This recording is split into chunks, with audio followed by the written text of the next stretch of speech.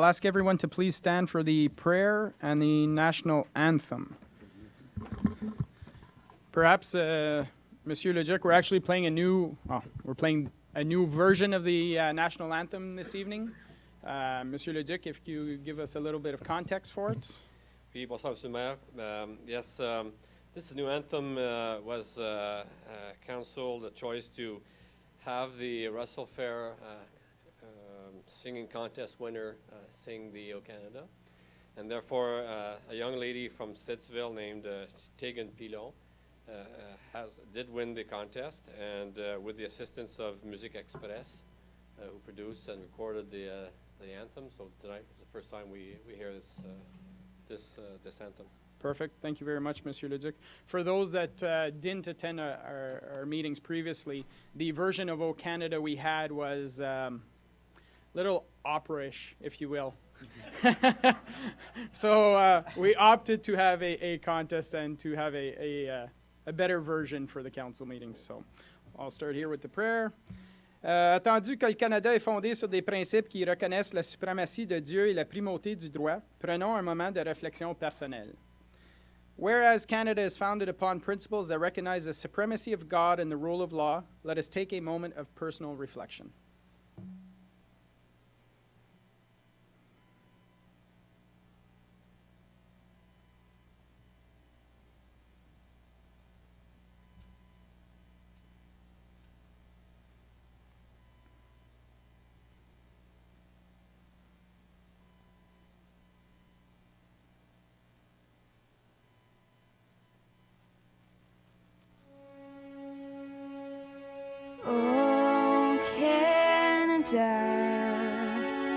Our home and native land, true patriot love in all of us command, car ton bras s'est porté les paix, il s'est porté la croix. Ton histoire est une épopée des plus brillants exploits. God keep our land glorious and free. Oh, Canada, we stand on guard.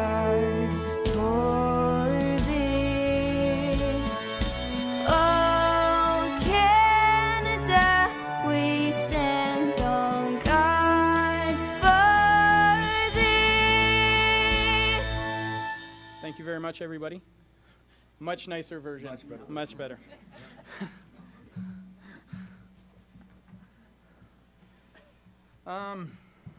Item 4, additions, deletions, or amendments. Councillor Saucier. Yes, I wanted to just talk a little bit about the local flavors and also 2 upcoming trivia nights. Trivia nights. Perfect. Thank you very much. Councillor Lorrain. Yeah, under 17, can we have a brief discussion about whether or not the council or the township is responsible for legislating the cannabis usage in the township, like outside? Because I understand the province made a declaration that people can do it wherever cigarettes are. But I don't know if there's a municipal component to that, whether municipalities can restrict it or not. So I want to open that discussion. Okay. Perfect. Conseiller Brisson. That was my first subject. It was with the cannabis. The other one, it's thank you to Jonathan Bourgon that I want to state at the end. Okay. Parfait. Councillor Paul, anything for you? No? Okay. Item 5, adoption. Motion to approve the agenda as modified. I need a mover and a seconder. Moved by Conseiller Lorrain, seconded by Conseiller Brisson. All those in favor? All those opposed? Carried. Item 6, disclosure of pecuniary interest. I see none.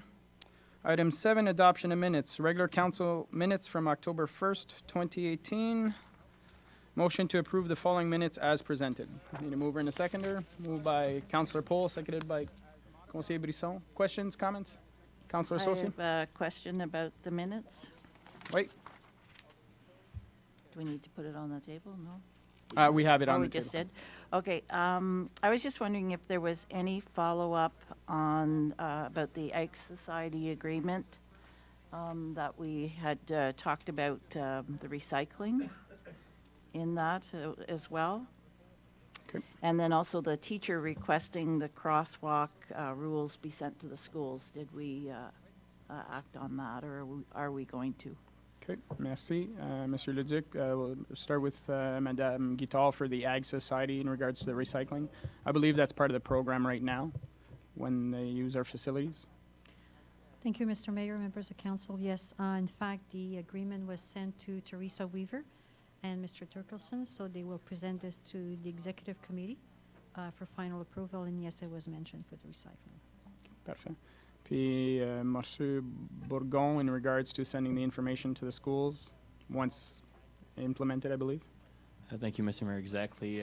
Some of those major items need to be put in our 19 budget, as same for the counties. So before implementation, yes, we will send communication and memo to schools. Merci beaucoup. Conseiller Lorrain?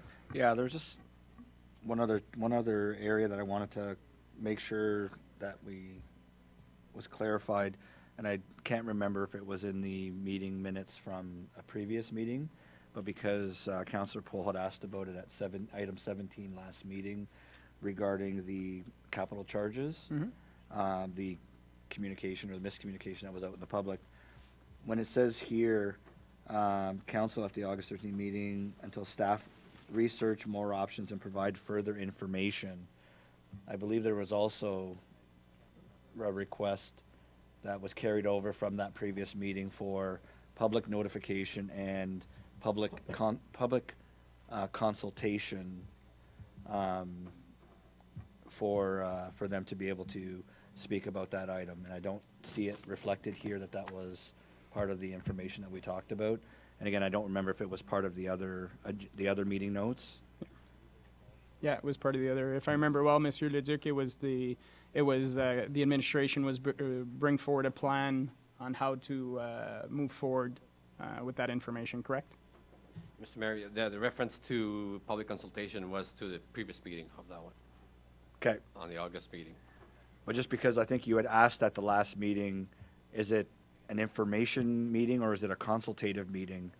And I wanted to clarify that it was to be a consultative meeting. And I want to make sure that that's still the case. Monsieur Leduc?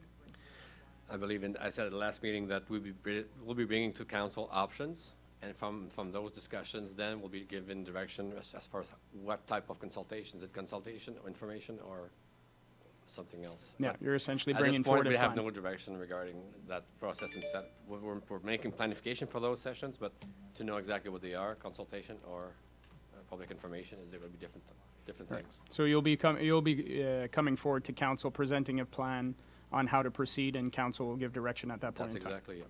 Perfect. Okay. So, question on the minutes? No? All those in favor? All those approved. Item 8, presentations, we have none. 9, delegations, we have none. Consent items, motion that all items listed under consent items be received as presented. A, the minutes of the Police Village of Russell, September 13, 2018 meeting. B, minutes of the Township of Russell Public Library Board meetings of April 26th, May 24th, and June 28th, 2018. C, minutes of the Accessibility Advisory Committee from May 29th, 2018. Need a mover and a seconder? Moved by Councillor Brisson, seconded by Conseiller Lorrain. All those in favor? All those opposed? Carried. Just a question before we go on. Sure. Just for the minute of the library. It's nothing to change. I was just wondering how come it's been since April. There's 3 different minutes, that's April, May, and June. How come we didn't receive it before, like one at a time and earlier? I believe we wait for the minutes to approve once they are approved at their own library board meetings. Is that correct, Madame Camille Laflamme? That's correct, Mr. Mayor. And then they provide us with the minutes when they're approved, and they did send us the three of them together. At Yeah. the same time.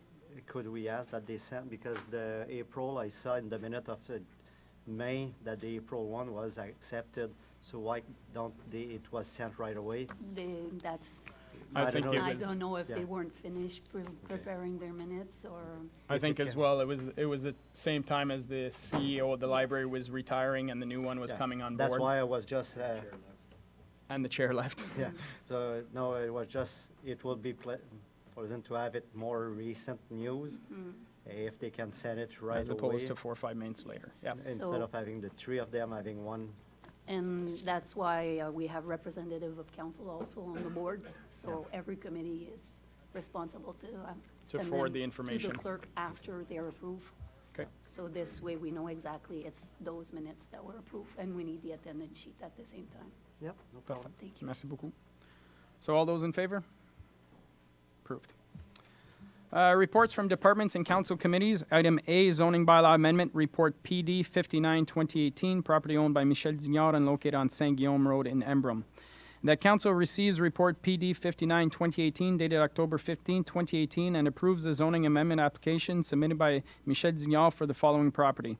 That the zoning of the property legally described as part of Lot 13, Concession 5, located on Saint-Guillaume Road, be amended from General Agricultural Zone Exception 70, A2 70, to General Agricultural Zone Exception 52, A2 52, in order to maintain the following exemption. Residential use and/or an accessory dwelling unit on the land are prohibited. This amendment is condition of a severance application number B023-2018. Questions, comments, members of council? Anything to add from the administration? No, pretty standard. Thank you. Move on to the next item.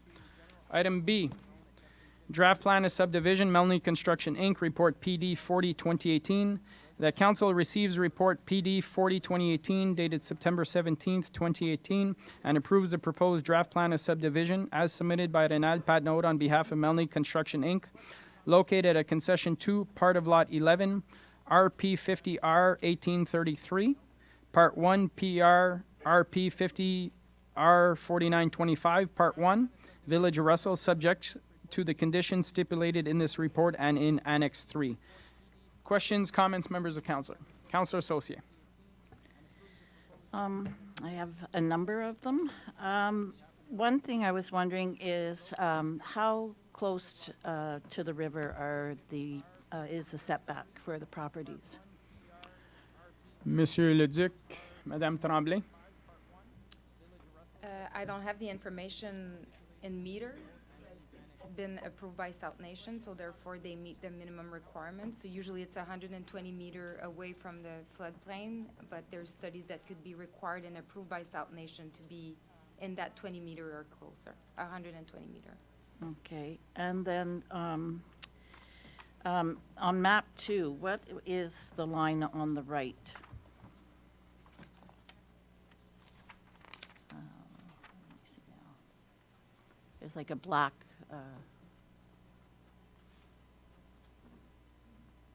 The black dotted line? the squiggly one there that goes all the way down, like what is that? Sort of cuts through the properties? Oh, the properties, the one at the top. Dans la section des lots résidentiels, juste la ligne qui suit, par-dessus la boîte qui dit phase 18. Il y a comme une ligne noire qui traverse toute. The line that goes right through the properties. Where the green is? Yeah, I'm just, I don't know, it's the map and, I don't know. It's probably, I could double check on à la carte, but I don't know what Okay. the line Represents. represents. It's not a fish habitat or anything like this because we see it on the other map, on map 1. So you could see it seems like there's a mini stream of some sort. Okay, So that needs to be considered. Just to inform council, this is not the final approval, right? This is just to get the conditions yeah, and make sure that proper studies are submitted to be able to approve the subdivision. So Yeah. this is not anything final of what we're seeing, it's just to issue the list of conditions that you see in the report. As you can see, there's a lot of conditions that need to be imposed and the conditions that the applicant needs to fulfill before we come back to council to approve the final. Okay. So, as you could see, as one of the conditions that we need to have a slope stability study, fish habitat study. Some of them were already proposed and reviewed by South Nation, but there's still comments to be addressed and there's still issue that need to be fixed before we do the final approval. So this is basically just the draft to Right. be approved to issue our condition. And South Nation also, as well, reviewed this plan and issued their own condition. So for us, it's to review the Township of Russell condition, and this will be managed under the South Nation Conservation. Okay, but I just had condition. questions Yeah, on this yeah, for sure. draft. I just wanted to Yeah. make sure that it was clear that we're not looking at the final approval. Okay, and then, will there be, like, I know there's a lot of talk in the report about viewing of the river, but I'm just wondering, will a lot of the trees or riparian coverage be removed to, so everybody has a view of the river and, Through you, Mr. Mayor, the condition usually for South Nation is to leave it the way it is, basically to have the erosion managed through Right. keeping the trees. Right. So as one of our condition in the Annex 3 that we're looking at is, based on our official plan, we're trying to have passive walkways that will be working with South Nation to make sure that we're using those space, but in a respectful way, not to Okay. try to avoid any erosion problem along the river. Right. Okay, that's good. And the other question I had was about the green space, like they were talking about, you know, that it would be near the river, and then there was also concerns from people about a playground and that, you know, it's not safe to have kids in a playground beside the river kind of thing, and because that river does move pretty fast in the spring. Yep. And then, of course, you wouldn't want a fence or anything along there, so I'm just wondering what the plan is with that. So through you, Mr. Mayor, again, so if we could go to map 3, it would show where the proposed park, where play structure would be proposed. So this is, you have so in that subdivision, what is perfect is that we'll have passive park as well as a park where the kids could be Right. using a play structure. So the park is proposed where the square, green and yellow, is right in the middle of the subdivision. And this, in collaboration with the Parks and Recs Department, we've decided that would be the best location to add the play structure. So Okay. this will be the green space where kids could be using that space, as well as the space along the river that could be used for passive walkways and stuff like that. Okay. And then okay, so you have blue on page 12, and then the sidewalks. In the one phase, there's not, in the phase 1B, I don't see very many sidewalks. So, Maris, it's a map. So that's map. Maybe we could go to Annex 3, it's last page.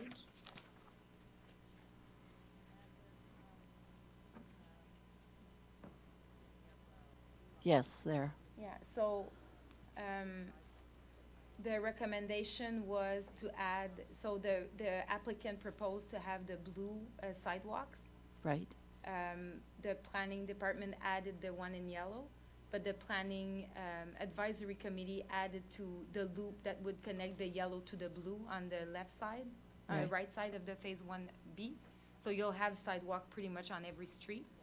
Okay. And that's also the recommendation that you have in front of you tonight. So Yeah. that would include the blue and the yellow lines.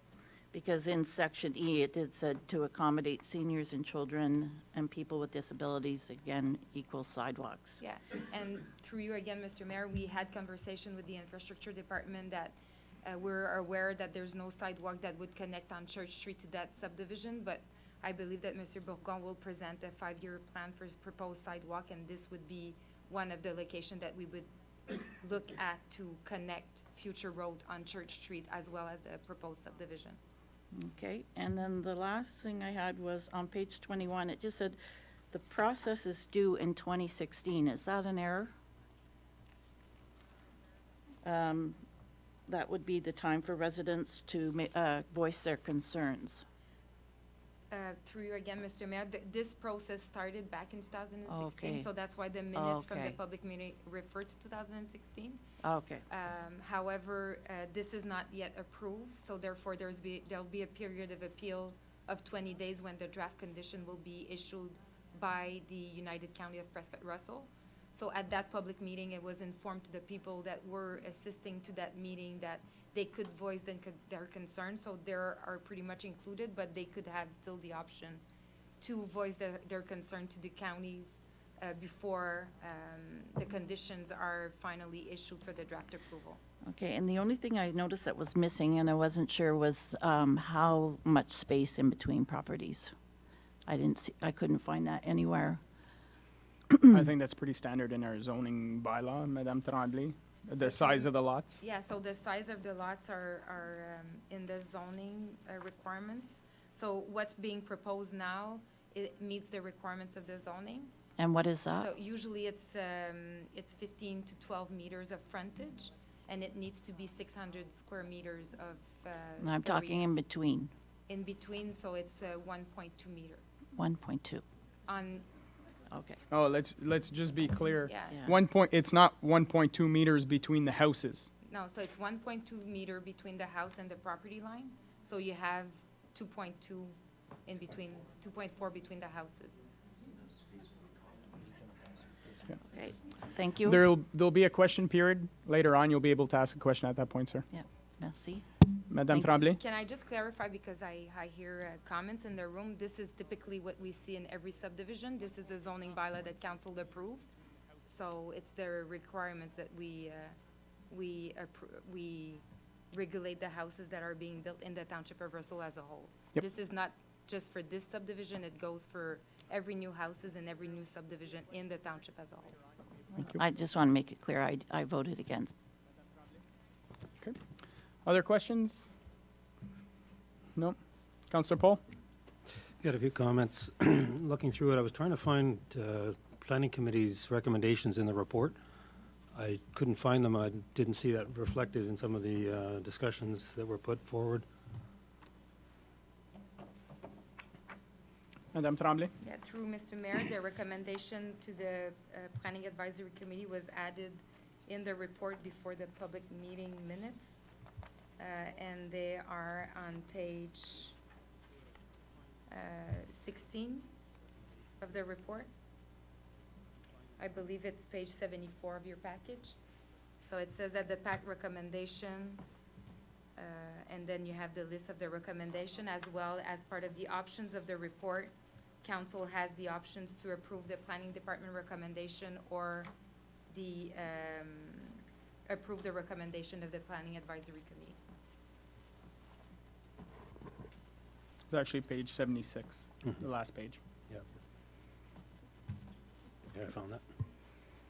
Parfait. D'autres questions, Councillor Paul? Yeah, one of the things, maybe if we can flip to page 65, I guess is the best one to show it. With the park location. I know when we were at Planning Committee, one of the things we looked at and tried to consider was access to the river itself and visibility to the river. Looking at the final recommendations that I see in the conditions and everything else, you don't see a whole lot of access for the 300 and some odd units below the river getting access to it other than two little pathways which are being proposed at 6 meters each. One of the things the Planning Committee had asked for was that around lot 70, 71 be widened up to actually see the river and be able to access the river. I think we're trying to make this community a pleasant community to live in and one that people can enjoy the nature, not just a little pathway to get down to it, but actually open it up a little bit to see it. And that's one of the reasons I'd be voting against this proposal as it stands right now and sending it back to the developer and asking him to open up a little more access to the river itself. I think this design may work in some urban area. We're Russell. We like to see our natural environment, our community, have some greening of it. I mean, this is just house upon house with no real community out of it, other than a few little access points to the river. I think it's fundamental that council set an example and ask for more access that shows that we're open to the natural environment. People can actually see the river. All the houses along there get to enjoy it, but not many other people do unless they walk down the long little corridor to get to it. So I'd like to see that opened up a little more. I understand from the report, we're getting 4% parkland when we can get 5. I think some of that additional parkland should be opening that up to the public, and allowing more public to actually see the river and the beauty of the river that we have there going through the village. Thank you. I guess correct me if I'm wrong, I've actually walked that site with South Nation. At street level walking, I'm not sure you could even see the river from the street where it's located. I know similar to my house where I am, if I'm standing on the street, I look down towards the river through the houses. You actually don't see the river just because of the elevation you're at. So I'm not sure, Madame Tremblay, if that's the same scenario there, if you can actually see the river if you're walking on that street. Madame Tremblay? So I was walking the side, the river's really lower than and on top of it, we need to not forget that the property will have to be filled up a serious amount of fill to be able to be built on house. So they're going to be raising So the, it's gonna be higher than when we actually walked it, so you can't really see and to be fair, the comments that the planning department made at that point, there was an answer that was provided to the planning advisory department comments that was provided to them following Mr. Paul's concern. And we feel that the proposed park and that the amount of park respect the bylaw that was also approved by council. So therefore, our recommendation, that's why you see it in front of you tonight. However, the Planning Advisory Committee recommendation was as well integrated for your review and for your options to approve if you wish so. yeah, and I think that's key when council, when we have our 5-year review of the official plan or 10-year review now, and we do our zoning bylaws, that's when it's really up to council to make changes, that we want to see, because we essentially with those documents are putting the rules in place for developers to manage what they're building, and it's council that made the decision to allow those sizes of lots. So, just to clear, Monsieur Conseiller Lorrain? Yeah, so do you have a percentage of what the actual green space that's being given is for this whole subdivision? Because I think we talked about 4% and whatnot, but I think you were mentioning that it was more than that. So basically on page, I guess my page are wrong, but 71 that I have in my report, there's a section that's called park. So the proposed parks have a total of 2.74 hectares, sorry, with the active park being 0.3 hectares, which is more than 1 acre. And the passive park is about 2.3 hectares for the total park, which of the total park is 10%. So as you know, the requirements of the Planning Act is 5%. To be fair, again, the bylaw was approved in August 2017 for the cash in lieu of parkland dedication by council, in which we review what would be acceptable as parkland compared to what we would not accept.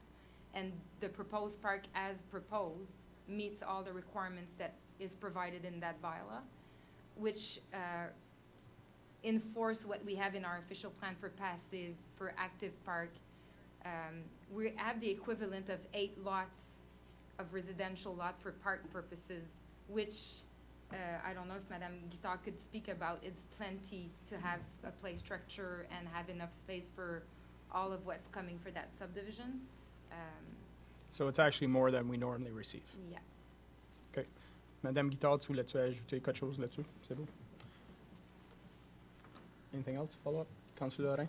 Yeah, so just to touch on something that the mayor said too is, this currently meets the zoning bylaw as drafted right now, correct?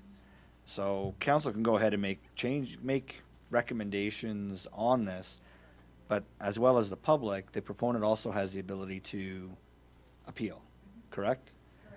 And the recommendation is to approve based on the zoning bylaw of today. Is that accurate? Accurate, and as well as the dedication cash in your bylaw. Right, correct. I just wanted to make sure that was my understanding of the process. Because that's important to keep in mind as well. And I'm sure that you've worked on this with the proponents, and there probably was a few other iterations of this.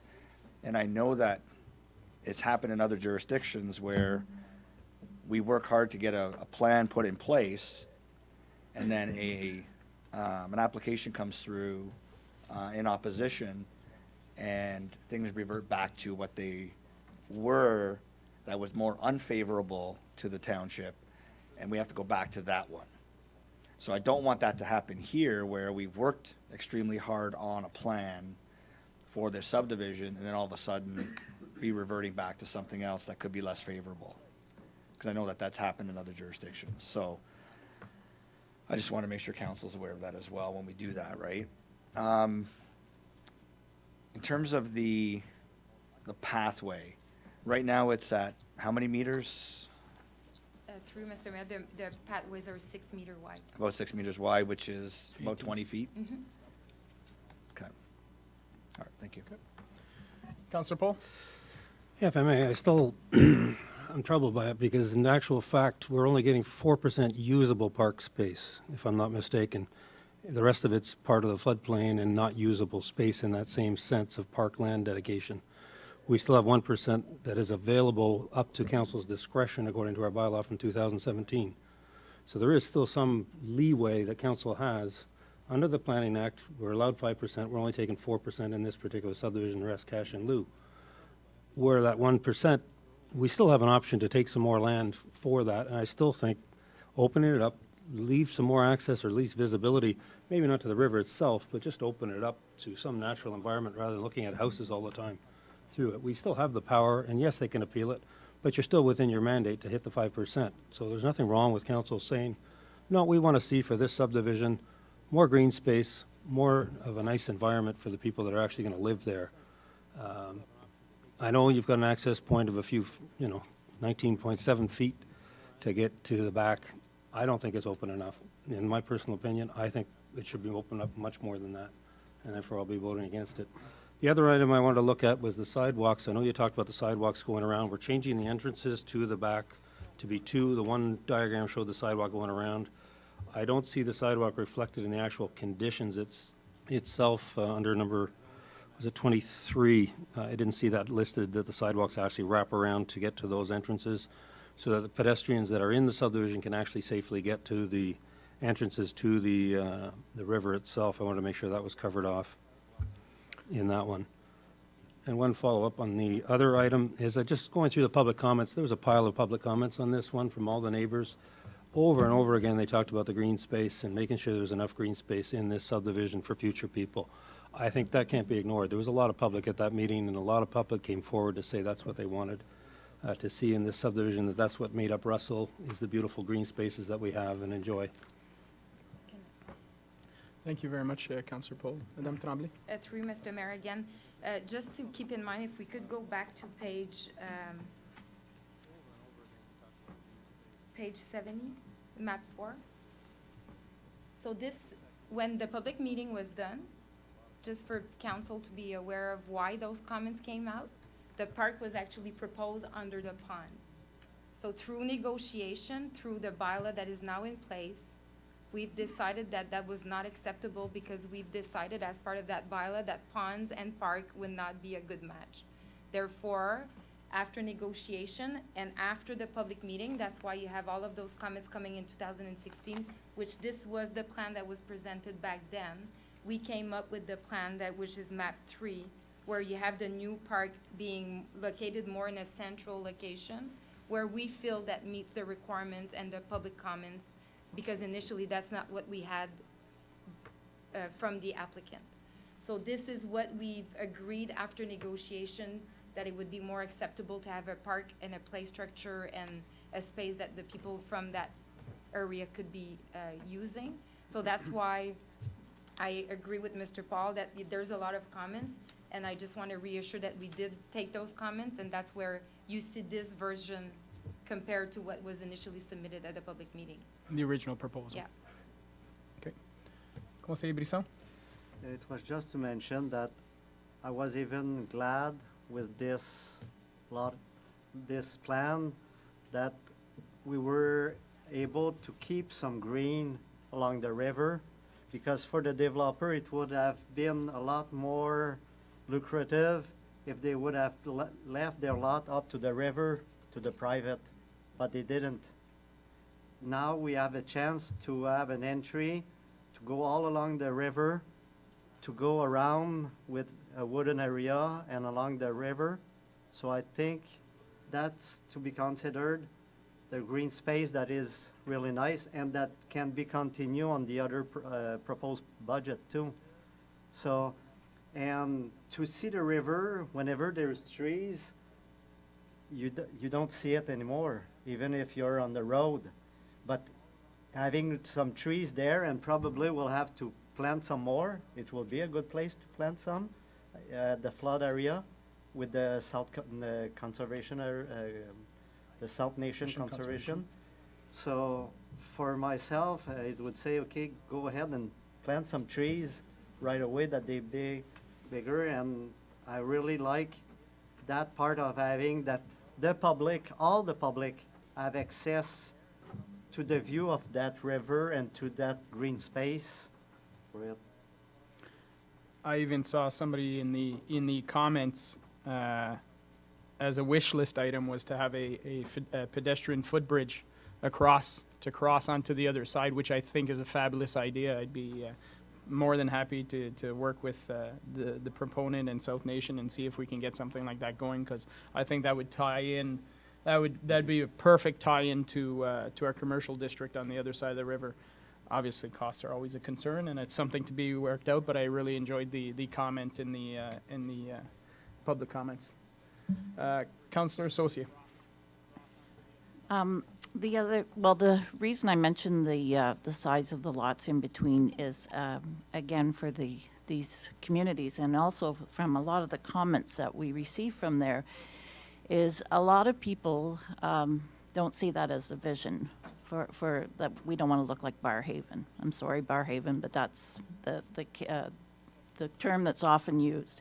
You know, that small town feel, we're number 3 best place to live. Why? And so there's some vision of the area. So if we keep making the lots smaller and smaller, we can't have trees.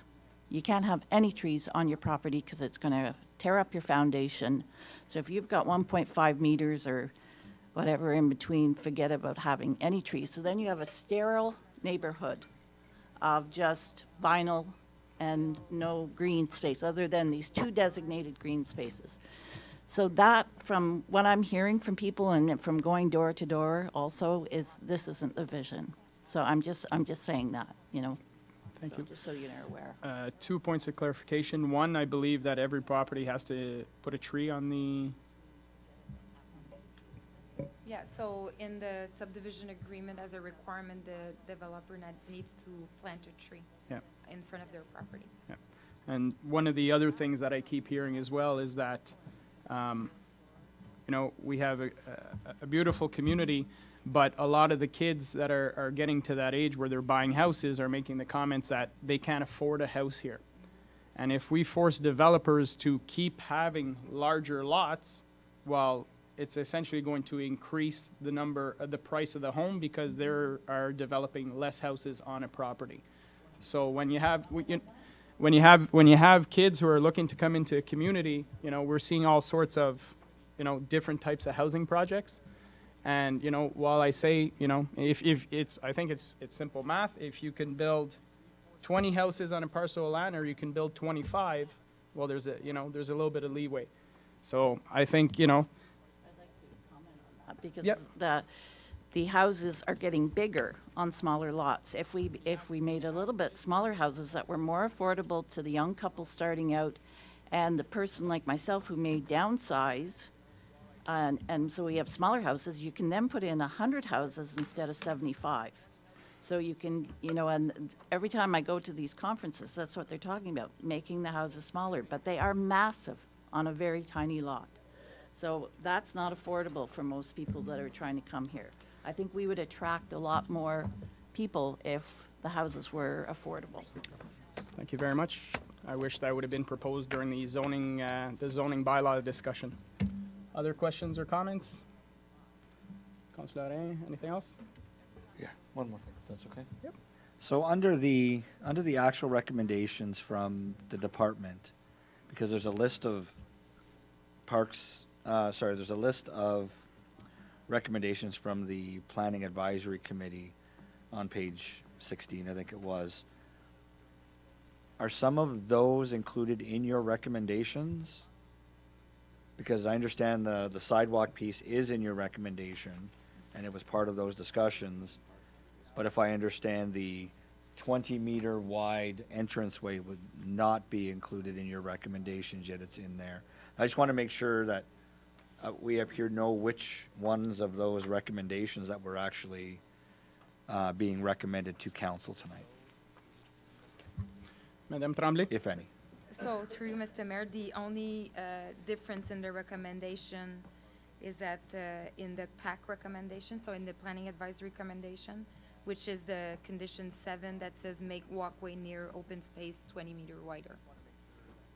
So, yeah, exactly. So that's the only difference between the recommendation from the Planning Advisory compared to mine. So all other 6 recommendations are part of yours. Perfect. Other questions or comments? Councillor Paul? Seeing as the planning committee did recommend a 20-meter wide pathway there, and its staff have not recommended that, can council still consider that and put it in there, following what the planning advisory committee had recommended to council? Madame Tremblay? So through you, Mr. Mayor, again, that's the option, like I explained to council. So in other option, you have the option to recommend the recommendation of the Planning Advisory Committee or the Planning Department. So that's council's option. Okay, perfect. Yeah, it'd be an amendment at that time. Okay. Quelque chose d'autre à ajouter, Madame Tremblay? No? Okay, we'll move on to item C, pay list September 2018. The council receives a pay list of the month of September 2018. Questions, comments, members of council? Anything to add from the administration? No? Item D, Infrastructure Ontario Loan Application Bylaw Report FS 37 2018. The council receives report FS 37 2018 dated October 15, 2018 and adopts as presented the bylaw to authorize the loan application with Ontario Infrastructure for the mentioned project. Questions, comments, members of council? Anything to add from the administration? Monsieur Godin? Oui, merci, Monsieur Maire. So I just wanted to clarify to council, we're not committing here to have a loan with IO. What this bylaw authorizes us to do is just start the application process, and we will be coming back to council at a later date when we have the final price. And we'll have obtained some quotes from the local banks and stuff like that. And just another note, we are applying right now for the maximum of 1.4 million, which is what we had in the budget. But Mr. Bourgon has informed me that I think we're expecting a bit less expenses. So. Perfect. Monsieur Bourgon? Thank you, Mr. Mayor. So right now, with the contracts that we awarded and the few change orders, we're standing a bit under the 1 million mark at this Very point nice. in time. Always nice to come in under budget. Any other questions or comments? No? Move on to the next item. Item E, signed bylaw amendment report PIC 28-2018. The council receives report PIC 28-2018 dated October 15th, 2018, and as recommended in this report, approve the proposed changes to signed bylaw 2016-052 relating to window signs. Questions, comments, members of council? Conseiller Brisson. It's just that after discussion and thinking about it, that's talking about the window sign for businesses. But I think for businesses, we should consider even removing, because right now they have to apply to put some, I would say, publicity on their land, some sign, and it's only for, I think, 30 days, and then they have to be off for 15 days. Like, it's their property. So for myself, having all those regulations doesn't make really any sense, because if it doesn't block any visibility, it's their own land, It's for own publicity, and often, just I've learned that it's some condition that their supplier are asking that they put some, whether it's flags or a sign in front of their property. So that's why I said with having all those regulation for sign with time and they have to apply, it make a lot of work for the businesses and for the staff that I don't see the need of it. So that's why would like to have it removed, that if, to put it on its side, if we could add also those changes to that recommendation.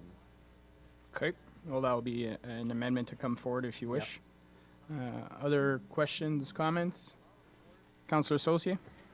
Well, I was happy with the changes. I just wanted to say, because this is good for the businesses, and we're supporting our local businesses by allowing them to put signs in their windows, and if they're having a sale or whatever. So I was pretty happy with the changes. Thank you. Perfect, thank you very much.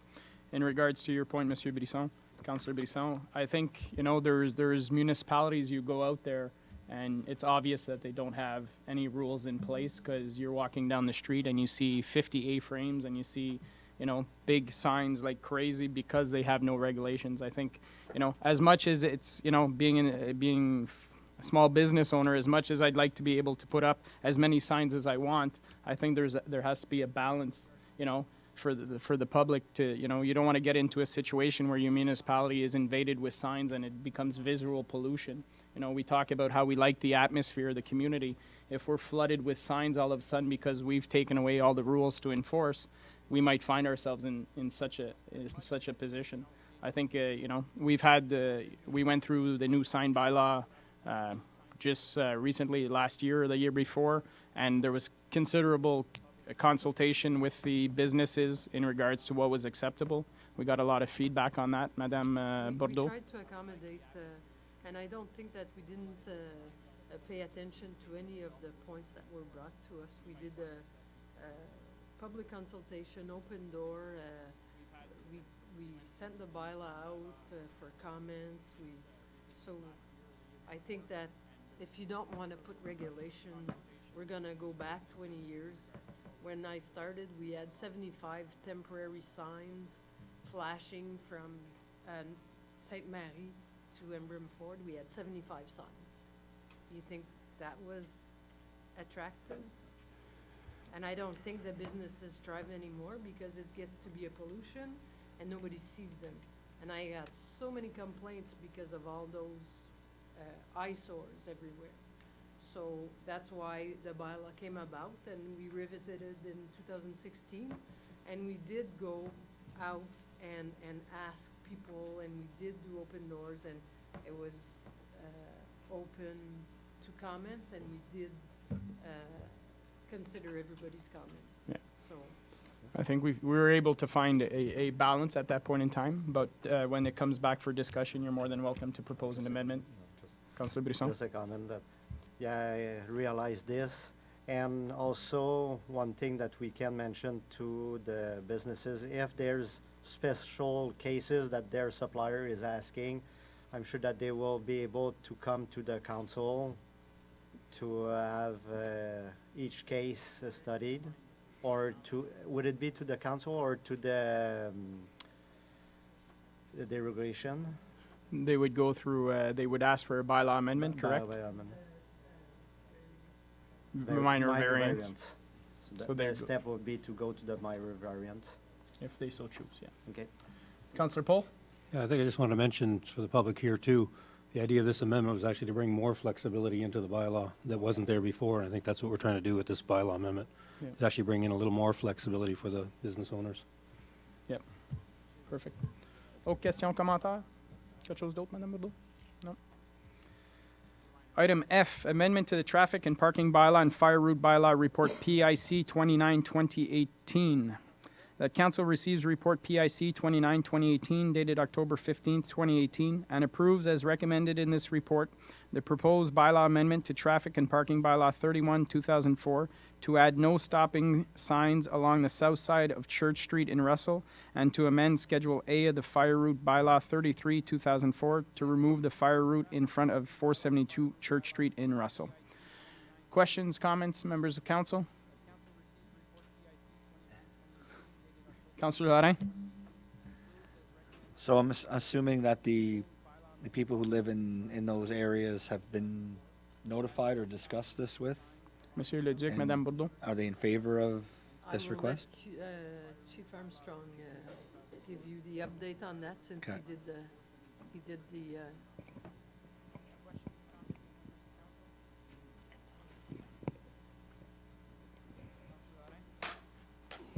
Chief? Mr. Mayor, members of council, yes, we have talked to people, or actually they have left concerns to us first.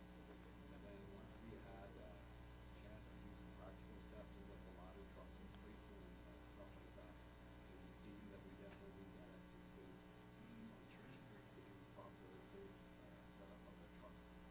If ever something happens, we've got to make sure the equipment can actually get there and be safe. That's correct. Right now, I mean, there's a fire route sign right now, so it's gonna take maybe another 2 or 3 parking spots in front of 476, Two? I believe. Other than that, that's just adding a few more spots. Okay, perfect. Okay, thank you very much. Councillor Paul? Just a question on the far dot on the top of the screen there, the one furthest east down Church Street. That's in front of the cemetery, and I'm wondering if that'll have an impact on people using the cemetery or accessing the cemetery also, if that can be brought a little further west, just because of the uses that take place on that street and elsewhere too. It's a busy area now with the seniors' home and everything else there, whether that could be moved a little bit. Yep.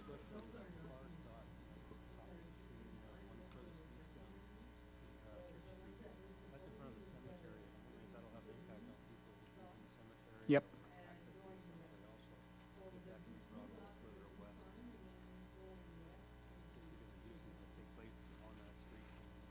Okay. Okay. So we might want to look at that sign in particular, maybe move it. to move it west, or maybe allow a little bit more parking at that section of Church Street near the cemetery. That's something that perhaps Madame Bordeaux can look at and come back at a future point in time. Why? Peut-être juste move it proche over. du cimetière, take away that sign to allow a few more spots in that area. But have a look and then report back to council at a later date. Councillor Paul? Just one question. These were no parking signs before, they're turning into no stopping signs, correct? The ones on the north side are no parking. The ones on the south side were fire route, but they're being switched over to no stopping. Okay. Parfait. That's different. D'autres questions, commentaires? Anything else? Quelque chose d'autre, Chief? Madame Bourdeau? No? Okay. Ah, Monsieur Le Duc? So to get clear council direction regarding the north side near the cemetery, so you'd like us to review the possibility of adding more parking on that north side? Yes, please. If everybody's okay with that? Yep. Yes, please. Thank you. Item G, Community Grants Report PR 29A 2018. The council receives Report 29A 2018 dated October 15, 2018, and approves the following departments' recommendations for community grant donations in 2018 to the following groups. 1, to approve an in-kind grant in the amount of $165 to the Russell District Girls Hockey Association for the rental of Frank Kennard Hall for their team photo night on October 11th, 2018. 2, to approve an in-kind grant in the amount of $200 to Prescott and Russell Community Services for the rental of the Frank Kennard Hall for their community lunch on November 21st and December 19th, 2018. 3, to approve an in-kind grant in the amount of $495 to Russell Minor Hockey Association for the rental of Frank Kennard Hall for their team photo night from October 19th to 21st, 2018. 4, to approve an in-kind grant in the amount of $330 to Russell Minor Hockey Association for the rental of the Frank Kennard Hall for their Pee Wee tournament from November 16th to November 18th, 2018. 5, to approve an ad hoc grant in the amount of $750 to the King Club of Russell for their Fall Leadership Conference on November 3rd, 2018. Number 6, to decline an in-kind grant in the amount of $465 to Russell Trivia Night, Load-in family from Dunrobin for the rental of Frank Kennard Hall for their Trivia Night on October 26, 2018. According to the Community Grants and Contributions Guidelines, these requests meet our requirements for funding. I'll start off. First item, we'll vote on this separately, so please remove this item. Madame Guitar, I understand fully that you are following the policies in place, but as always, council has the ability to make changes. I would recommend to members of council that the number 6 to decline an in-kind grant, that we actually approve an in-kind grant. While I understand this is a fundraiser for a family outside of our township, the Trivia Nights are always a great event for Russell residents. As well, Russell residents have a reputation of being kind-hearted and helping out everybody. And I think, we saw that with the Fort Mac We've Got Your Back event a few years ago, where funds were given outside of the township. I think this is something that, we're known for. And if it's just the fact of giving a free hall for an evening, I think that's the least we can do as a council. So I'll be recommending that to do an amendment on that one. Any other questions or comments? Conseiller Brisson? Oui, j'aimerais juste comprendre que le 1, 2, 3 et 4, c'est tout pour le Frank, comme pour le show de l'Arena, la salle de l'Arena, mais il n'y en a pas un que c'est pour le même prix. Parce que comme le numéro 1, c'est 165 pièces pour une soirée. Pour le numéro 2, c'est 100 pièces par jour, parce que c'est pour le 21 novembre et 19. Le 3, c'est un autre montant, puis même le 3 et 4, c'est les deux, c'est pour 3 jours, mais c'est un 415, l'autre est 330. J'aimerais savoir pourquoi il y a une différence de prix dans les 4. Je crois que c'est à cause le montant de temps chaque jour qu'ils prennent, mais Madame Guittard, si tu peux confirmer. Ou... Merci, Monsieur le maire, Madame du Conseil. Oui, c'est ça. Dans nos salles, dans quelques-unes de nos salles, on a des possibilités de louer à l'heure jusqu'à un maximum de 4 heures. Et ensuite de ça, ça devient un taux pour la journée au complet. Donc, il y a certaines locations ici que je pourrais vous envoyer les détails, qu'ils ont loué 2 heures, ils ont loué 3 heures. Donc, c'est pour leur donner un petit break, comme on peut dire. Là. Donc, c'est ça. Ça fait partie de nos user fees. Pas de problème. C'est pour ça, c'était juste clarifié si quelqu'un le demandait. Merci. Okay. Councillor Lorrain? I have a question on item number 5. The ad hoc grant of $750 to the Kin Club for their fall leadership. I'm trying to understand the whole process here, because they're holding their event at the Russell Meadows, then they're moving to the Curling Club, which are both not our facilities, and yet we're helping to, cater the event for them? I'm just trying to understand what we're paying for. What are we giving them money for? Monsieur Leduc, Madame Guittard? So the King Club is having a leadership conference, an all-day session. They invited all the community groups, sports and community groups, to attend to that leadership conference. So it's to help them out, pay for the speakers and the food and the bus, because they'll be touring also some major facilities, if you want, businesses, to help out with the conference. So it's all the community groups and sports groups from the township that have been invited. So if I remember well, it's a kin event where I guess the whole district kin clubs from all over are coming to the municipality for this event, but they've also reached out to local organizations to invite them to be part of the process as well. I guess it's a conference. Because sorry, Mr. Mayor, thank you. We've asked the Kin Club to let us know who they invited, and it's all they sent me the whole list of invitees, and they were all community groups and sports groups from the Township of Russell. So that's why we debated between yes and no, and that made us. We said, you know what, maybe those groups would beneficiate from that leadership conference, that one-day conference. Okay. In the application, though, what's the $750 for? Well, it's just to help out to pay for the whole day, because there's a number of expenses that they have to incur. like I said, like the speakers, the bus, because there'll be touring, and then the food, and mostly all the things that they need to provide for that conference. So are we putting it on them with this money, or are they putting it on? No, because there's much more. Even with that money, they will probably run a deficit. So it's really to help out. Okay, Because with the But it- budget that they gave me, it's well under what they're budgeting for. okay. But in that budget, they would say where they would allocate the Yeah. $750, right? I can tell you. That's that. what I'm asking. Okay, give me a sec, I'll just grab my. Because we even asked for more details. So there's a lunch, there's a dinner, and then some supplies, that they would need. The bus, the transportation, the evening for the hall, the comedians, that's part of the conference, the advertising, the traveling, and the coffee breaks. So that's all it's helping to pay that. And like their expenses are over like almost $6,000, but they're counting maybe just $4,000 of revenue. Because they're gonna have a registration fee, but not a big registration fee. Just trying to understand the benefit. Sorry? I'm just trying to understand the No, I benefit think to it's us. beneficiating our community groups if they are participating to that leadership conference. So are we being recognized as a major sponsor of this event?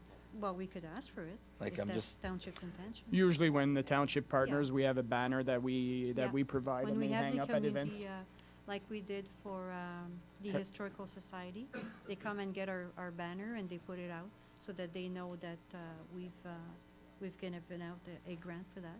Okay. So I could easily ask the Kin Club to put our banner there. I guess I'm just, are any of our facilities open on that evening? I could check. I'm just saying because, I mean, we're providing them funding, yet they're using two other facilities other than ours, where they're maybe paying for that facility, and ours they could have gotten under the ad hoc grant, or under the, in lieu grant, you know what I mean? Yeah, yeah. So if I that's know part for of a their fact- cost. I know for a fact Russell Meadows let them have the hall most of the time free for their meetings, because the conference room at the Dome is too small for the whole group. So I know the Russell Meadows have been very generous with them, so I don't see any rental cost here, so I would think that Russell Meadows is having them use the hall free at no charge. Okay. All right, thank Well, you. This item's been pulled out separately, so you can make amendments if you wish. Any other questions, comments? No?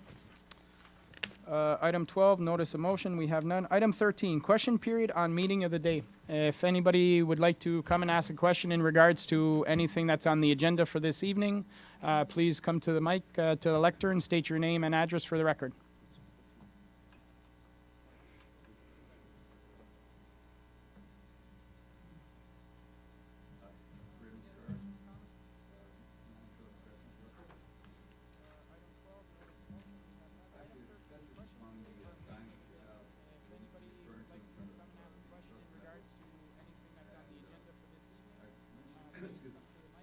I mentioned it to Cindy earlier, about half a year ago, that all the signs along Church Street, the no parking signs, are improperly placed. I.e., when you look at the sign, I'm talking to the mayor right now, the sign looks like this. All you see is a stick in the ground.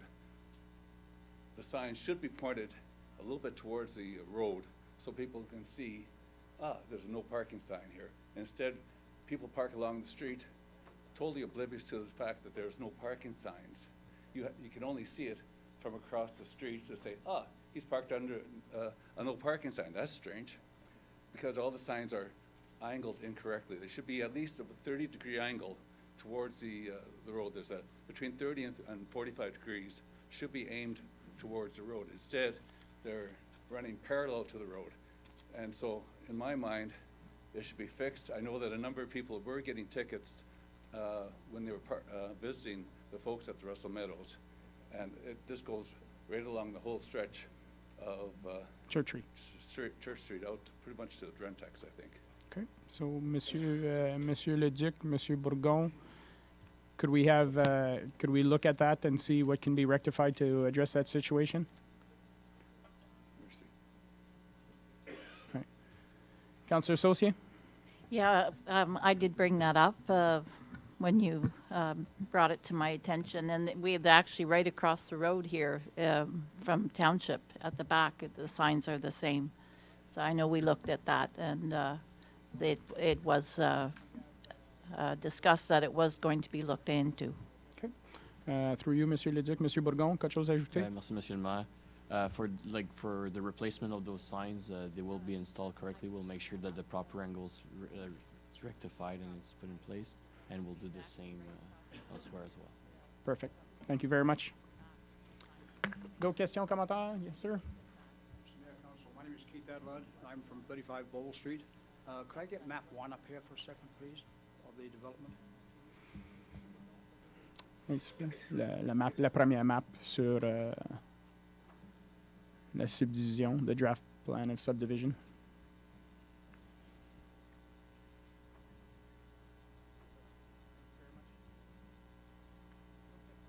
That one there, or the next one? Can I see the next one, please? Okay, that's not really the one I want. Okay. That one? No. I thought it was one. I looked very carefully at it. Okay, that'll do. I live at 35 Bowl Street. I am in the very, very top left, right-hand corner of that development there. Okay, right up the corner there. And we have lived there since 1981. And I know that area quite well up there. First of all, let me just discuss that parkland along the back. Sir, sorry, do you have a question? Yes, I have. Okay. Okay. There is a river that runs down the back of my property into the Castor River. And it goes right back up into the development that is now proposed. It doesn't show on the proposal there. However, it does show on any large-scale map you look at. And during the period, the last week of March, the first 2 weeks in April, the water comes down there in a torrent. It drains all that area up there, right up to the dairy farm. The whole area drains down there. Now, when the developer removed his portion of the bush there several years ago, he had a bulldozer in there for a whole week, leveling the land there and trying to erase this stream. The next spring, the whole stream, all the soil washed down to Castor River. It's been there for years and years and years. What I'd like to know is, what is he planning on doing with that river as it exists right now? Okay. Monsieur Leduc, Madame Tremblay, that obviously involves South Nation. Again, the conditions that were part of the report stipulates that there's a stormwater management report that needs to be submitted and approved by South Nation. There's a erosion and control study that needs to be done. There's all the streams and the drainage from the existing property as well as the one that are proposed are being looked at. So as part of the stormwater management report, that needs to be in accordance with the South Nation regulations. So those are all conditions that the applicant will have to fulfill in order to meet those conditions. Once those conditions are done and approved by all the regulated agencies such as South Nation, then we'll come back in front of council saying that the applicant met all the conditions. Okay. So essentially, he has to do a bunch of studies, confirm with South Nation and the township, and then at that point in time, that's when it comes back to council. You'll have, and residents will have another opportunity at that point in time to give feedback, correct? So residents have the opportunity at all time to come at the township and look at the studies. It's all public, it's all available once the studies are completed, as well as when they are reviewed and comments that are issued based on those studies. Okay, perfect. I'm just concerned that nothing impacts on my property by diverting that stream in any way, because there's a huge amount of water goes down there in the spring. Yeah. And the second question I have is Route 300, which is the main road that services this whole development. Last spring, I couldn't travel on it. It was so rough. I had to come down through the town and back out to Bowl Street. Does the county or the township have any plans to rebuild Route 300 and make it passable in the springtime for people who are going to access this development? Monsieur Leduc, Monsieur Bourgon. Merci, Monsieur Maire. So Route 300, well, the condition study of our roads will be updated in 2019. And Route 300, if it's, I guess, to a point that it needs to be rebuilt, it will be. But I would propose that we wait until after the most part of the construction is done within the subdivision. But again, the condition study will be presented to council at that time. Okay. Councillor Lorrain? On top of that, there would be a traffic impact study, I would assume, as well as part of the subdivision? Yes. That would tell us for the conditions of that road as well? Madame Tremblay? Yeah, through Mr. Mayor, the traffic impact study is as well part of the conditions for the applicant. So that's where we know exactly if there's improvement that needs to be done based on the maximum build-out of the subdivision with existing resident, how it's gonna affect our road, a major intersection, based on the growth that's coming. Okay, perfect. And I just wanted to make a quick comment on the other question before. Nothing should impact your property. Growth should not impact anything on your own property. That is their responsibility to ensure that that doesn't happen. And in fact, when they do all their studies, this plan that we see today, that's why it's a draft to a draft. They may have to make changes to this plan based on those studies. So, I would like to comment on that bush, though. I've walked that bush 1,000 times in the last 38 years, and there's just a narrow path that goes right along the top of the riverbank there. And the rest of the bush there is more or less impassable. After the ice storm, the canopy went, everything grew up in there. It's extremely dangerous there in many places. The bank drops off 15, 20, 25 feet straight down to the river. Not a place where you want 4- and 5-year-olds running along the top of the riverbank. There's gonna have to be a lot of control there. This is not a park, as we know a park with nice trees and grass and tulips coming up. It's a very, very dangerous spot, and not a place you can walk anywhere. There's a path, and that is it. Good. Thanks. Thank you very much. Councillor Saucier? Yeah, so I guess I'll go back to my question. So is that black line, that squiggly line, is that the stream that's going through all the properties? Madame Tremblay? So if we could go back to the other map that we looked at earlier.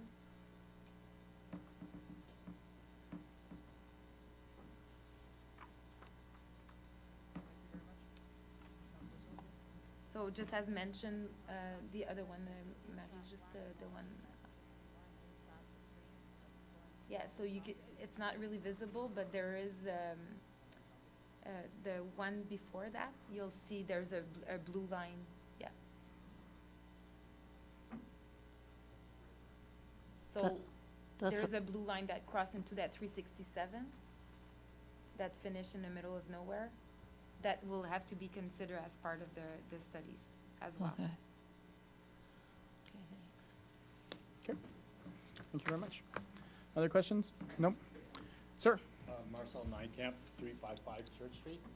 Could we go to the next map, one up? No, the other way. Okay. If I can point out where I am here.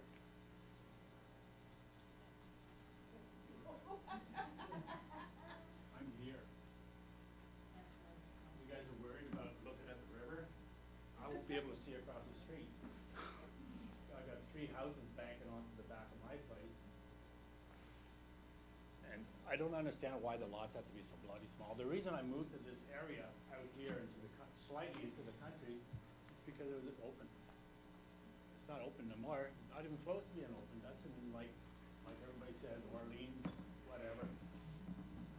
It's just, it's horrible, I hate it. We can't all live in a huge property out in the country like some people do. I mean, I just can't afford that.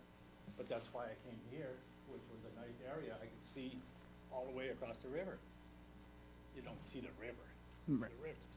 The river's down below. Nobody can see the river, you know, but still you can see across the street, everything. But after this goes up, I see nothing except for the backyard of 3 houses. You know what I mean? And you guys say that the lot size is an allowable lot size or something like this, but that's to the bare minimum, right? That's the smallest you can probably go for the distance between homes, correct?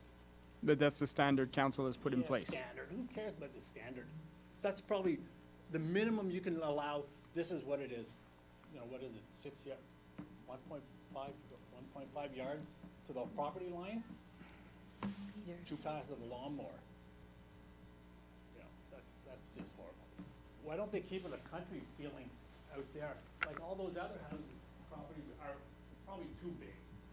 But it doesn't have to be that small. And there was another one, the proposed, move that map to the next one, the future residential. Your question, sir? Well, I'm asking why the lots are so small. Because that's the. I know, but why do they have to be so small? Can't they be bigger? Yes, they could be bigger. That would be up to the proponent if he decided to or not. Could we move that map a little bit higher? You see phase 2? You see on the bottom left-hand corner how the lots are much bigger? Why are they bigger than in phase 1? Along the road and They're- the bottom half part. Madame Tremblay? Why are they so much bigger? So those are probably semis? So that's what- Semi-detached yeah. houses. So they'll be Yeah, but split there's into two. semi-detached houses in phase 1. Yeah, so the semis are 20-meter wide, so you see bigger lots, then they're gonna be split in 2 tens. So you have one lot at the moment, the semis is being built on that 20-meter frontage, but then afterwards, when the semi is built, that's where you see the lot control, and it's 2 properties of properties. 2-meter wide. And if I could just clarify, the proposed lots are bigger than what, so we're talking about distances between houses since the beginning, but the property are bigger than what the bylaw is requiring. So they could be still smaller than what it is. Thank you. So the ones that are along the bottom, the map there on the left-hand side, the ones that are right along Church Street, those are gonna be actually split because they're gonna be semi-detached? Madame Tremblay? So I'm not quite sure which one we're talking The about. bottom left-hand corner. No, those are not part of the plans that we're looking at I tonight. realize that, but Yeah. how come those are bigger than, why don't they implement? It's just this? a draft that was submitted, so we're not sure At that- what's gonna, at that point, we'll look at it and we'll come back in front of council. But tonight, we're looking at This- just what's inside the village boundary, which is the plan that we're seeing for phase 1 and phase 2. But the lots can be better. My question then is, the lots still could be bigger than what they are now. So And they through you, Mr. Mayor, what we have is a minimum, so the applicant could propose bigger, which is doing right now, because they're bigger than what the The minimum is. is. Yeah, I know. But obviously, whoever's doing, planning all this doesn't really care about the rest of the community or what it really looks like. Thank you very much for your question, sir. Other question? So, Steve Mihok at 388 Church Street, lived here in Russell since 2000, so about 18 years. So, question arising from comments made by Jonathan Bourgon at the 2018 August 27th consultation, which was part of the Planning Committee's presentation on the draft report for the subdivision.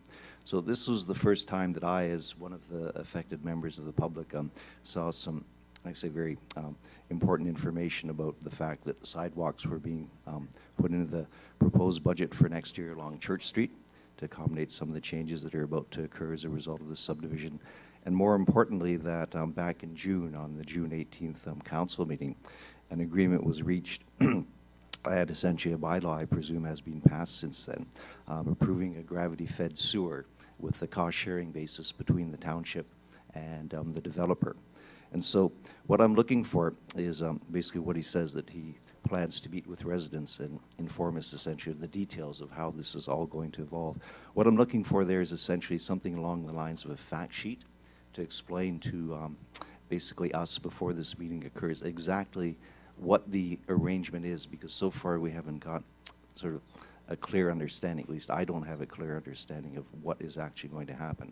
So right now the division appears to be developers contributing $500,000 to essentially a pipe which is going to run down Church Street, and the township / the residents who are going to get access to that pipe for sewer are going to pay $1.3 million.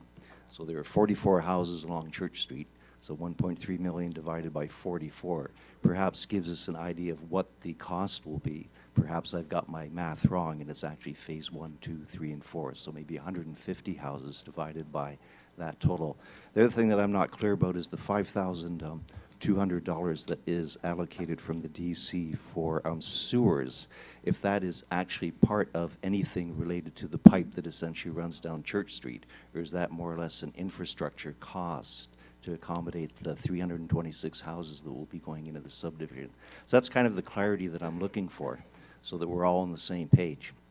Because essentially, as far as public meetings go, the last time we had any real discussion, and it's all in the planning report, all the emails and minutes and questions and answers and so on, was almost about 3 years ago. The August meeting, I get the feeling, was not very productive because just about everybody was on vacation.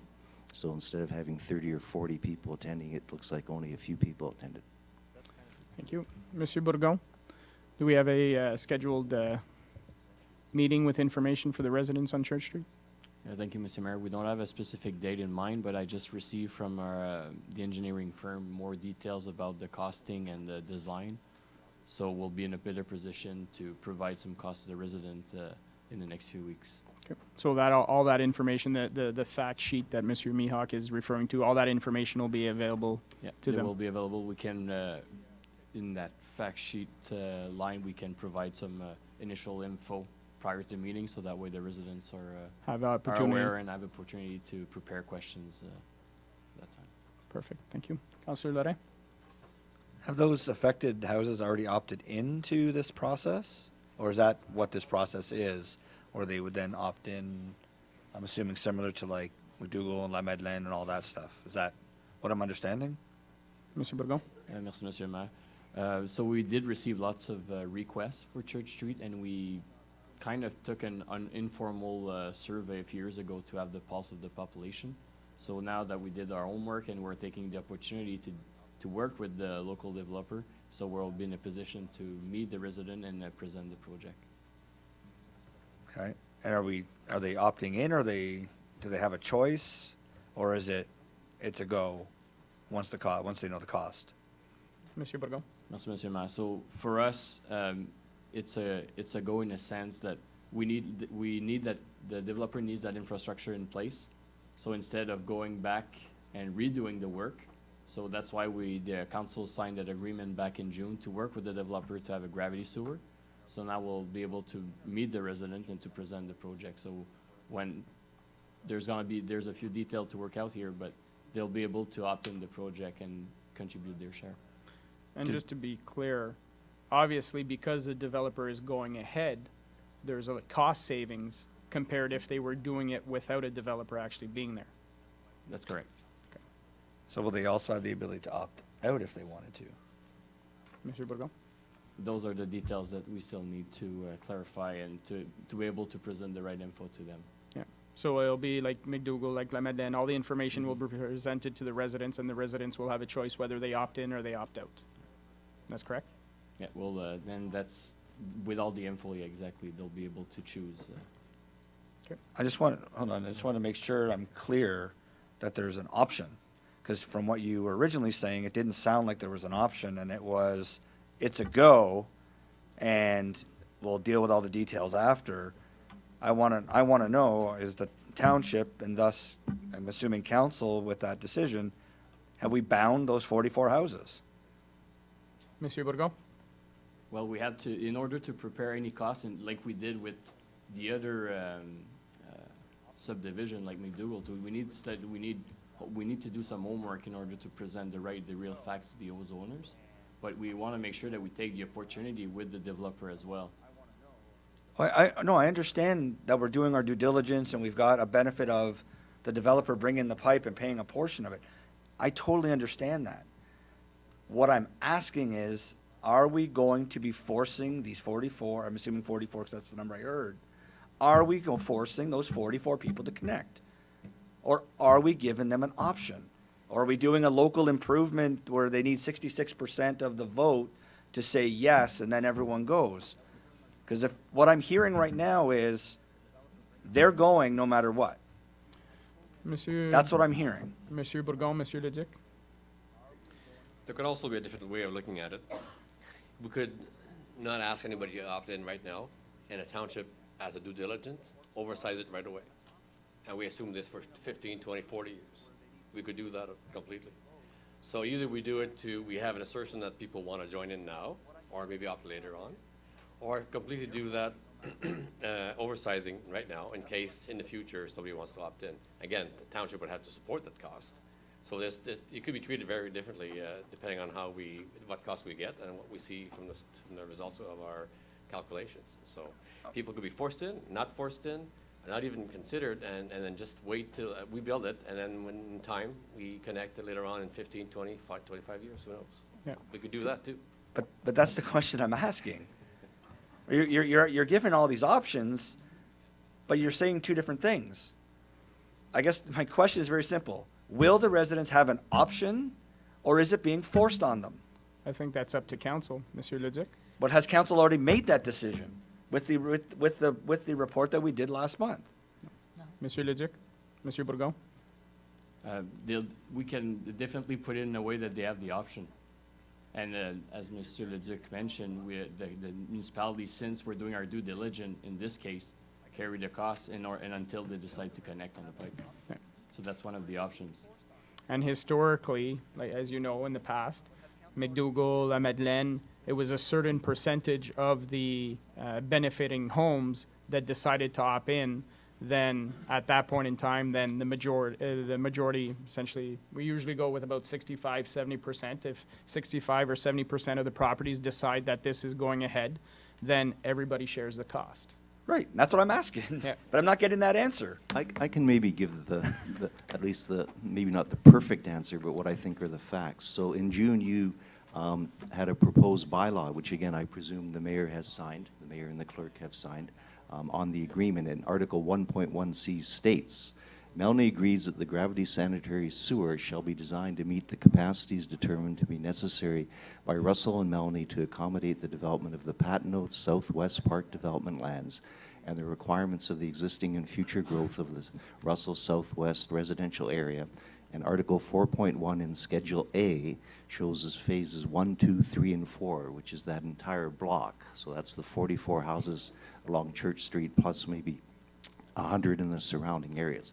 So that 1.2 million plus $500,000 from the developer has already been agreed to, as far as I know. One of the things I'm looking for in a fact sheet.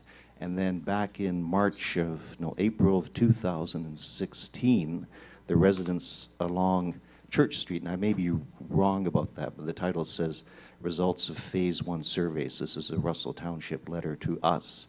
It says that 73% of the property owners responded to the survey. 100% of those were in favor of connecting to the sewer. So again, it seems like everything is basically done, and really now we're talking costs. That's correct. Who's paying that 1.2 million? Where's the 5,200 of the DC charge going? How's that being allocated to all the different bits and pieces of new versus old development? How's the financing going to work for individual homeowners? So all these questions that need to be sort of in a fact sheet for us. Exactly, and that's what these meetings are for, where the infrastructure department will meet with all those residents and present all the options and have those discussions, like we've done in the past with La Madeleine, like we've done with McDougall Tweed. Is that correct, Monsieur Bourgon? That's correct. Okay. Conseiller Lorrain? Has there been cost shared with those 73% of those people that responded? Was there a cost, or is it, do you want to connect or don't you want to connect? Because I don't, sir, I'm sorry, I just want to make sure I keep with my thought here.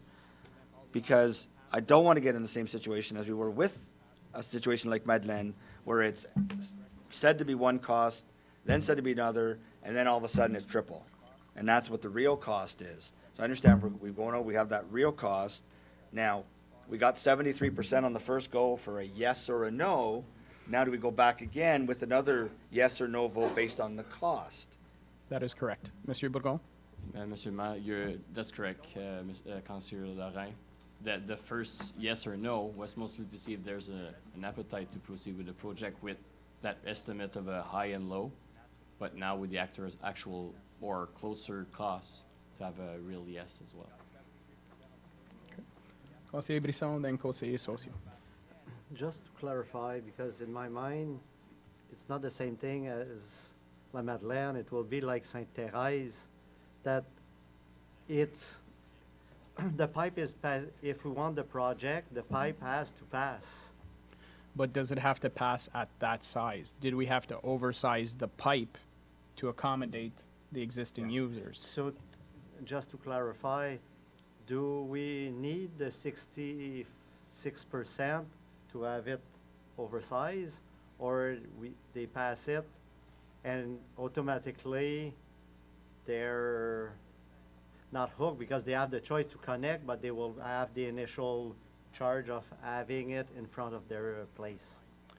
I think that'll be, Monsieur Leduc, correct me if I'm wrong, Monsieur Bourgon, but that's essentially a conversation council will have at that time with the residents, when all the residents and all that information is, we find out the exact cost, we find out how many people want to participate, and that'll be a discussion to have at council time if we decide to go like we've done traditionally, or we decide to modify that deal at that time. Is that correct, Monsieur Leduc? So, Madam, I'm just going to say, the Municipal Act offers the local improvement section where you can have a very structured way of saying yes or no to opt-in, or another section makes you allowed to have local charges where you impose on depending on the project costs.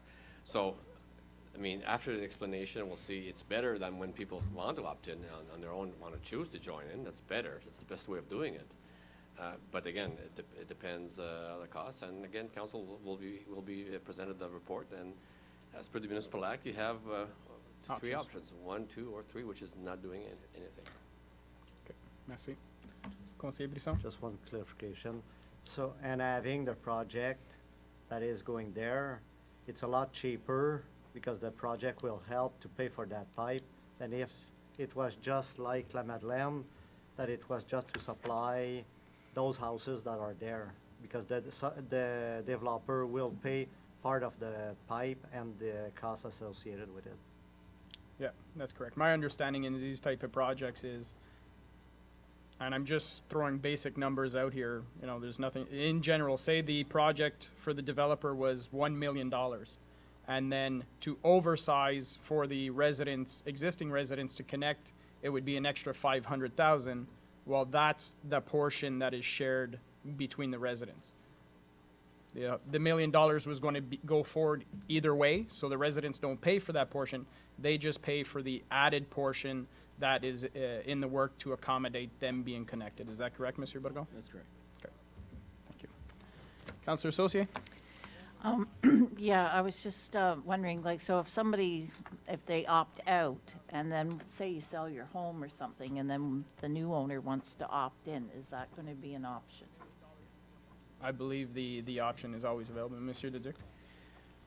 That's an option, and that's an option that the township has to assume those costs for a number of years. So again, part of the project proposed to council, we'll see how many people response is positive.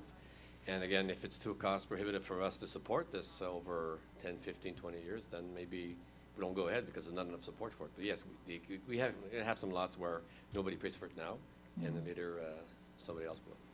And we'd have to finance that ourselves.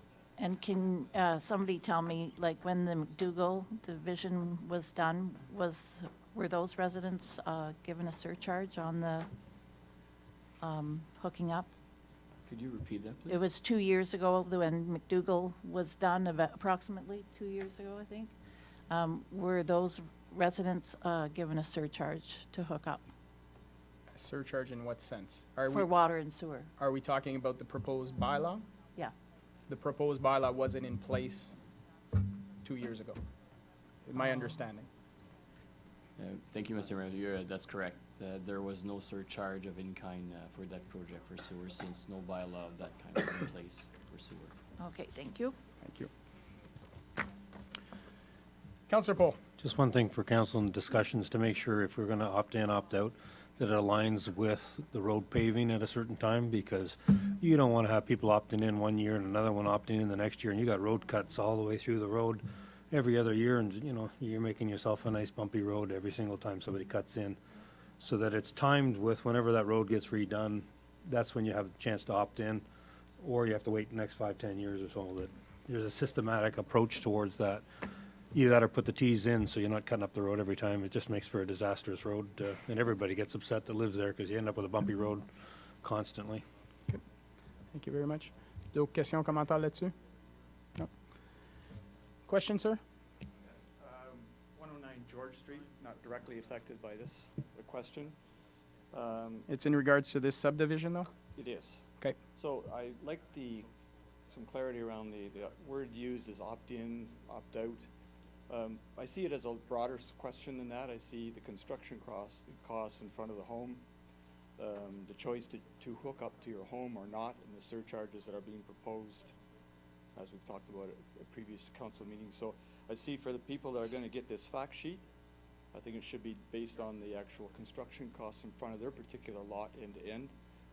Do they pay for that at the time or at all? Do they have to hook up? Because the hookup costs will now incur, or is proposed to incur, an $8,400 charge. In addition to any building permits they would have to get to cut the lawn into their property as well. So we've got building permits, we've got the construction cost itself, the frontage cost. There are various things. So will this opt-in proposal or opt-out proposal be broken down to include all those segmented costs? Thank you very much. Monsieur Bourgon? I think normally, just to clarify, the connection to the house, that's usually not the township that's involved. That's between the homeowner and whatever company they hire. So, but I'm sure we can give approximate costs in the general term, in the general sense, Monsieur Bourgon? Thank you, Mr. Mayor. Yeah, that's usually how we present to homeowners when we meet them for those public meetings. We have all the associated costs. So that they have a full picture of what's being proposed. That's correct. Okay. So the just a general number that was being discussed, if I can have a follow-up, the $1.2 million, if that's the correct number, who will bear that cost up front if it has to be oversized? So if it runs by house A, B, C, and D, do those particular lots have to pay their portion of the construction cost? Just that, Yep. just if we only talk about that. Yeah, well, like mentioned earlier, there's different options council can take at that point in time. But in the past, in the examples we mentioned for La Madeleine and for McDougall Tweed, those costs were shared between all the property owners. If I remember well, Monsieur Leduc, Monsieur Bourgon? In those two streets, all the properties paid their share, correct? Yeah, that's correct. And basically the township supporting that project until we collect all the money. And they were offered several different types of financing. Different financing options on those properties. Okay. Councillor Paul. Just a quick question. On the 44 units that we're talking, I assume it's 44, are they required also to put in backflow preventers? Actually, Mr. Mayor, at this point in time, there's no bylaw in the Township of Russell for sanitary sewer. So just maybe clarify what a backflow and are we talking about a $5,000 cost, or are we talking about something very simple here? I don't have the exact amount, but I believe it's a few $100s. Okay.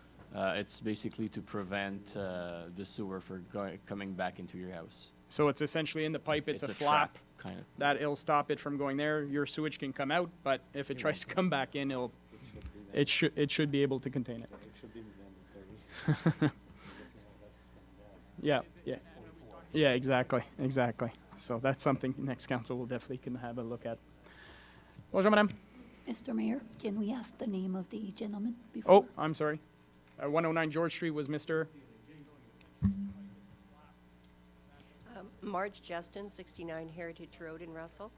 I'm wondering, in this discussion of the sewers going down Church Street, are you considering Heritage Road Trillium and Drentex and Bowles as part of that project, or is that considered a separate project? Okay, thank you. Monsieur Bourgon? Thank you, Mr. Mayor. At this point in time, we're focusing on Church Street only, but it will be designed in order to accommodate or to take the sewers from the all those areas, streets. So I believe we're looking at a phased approach at this point in time. Exactly. Yeah, but it will have the capacity to take all that area into it. Monsieur. I'm Brian Cochran. I live on 21 Bowles Street. Before my question, I do want to say I've lived in Russell my entire life, and I find it quite sad that we went from subdivisions that were required to have 2-acre lots in the 70s, 1-acre lots in the 80s, half-acre lots later on, and now we're down to matchboxes.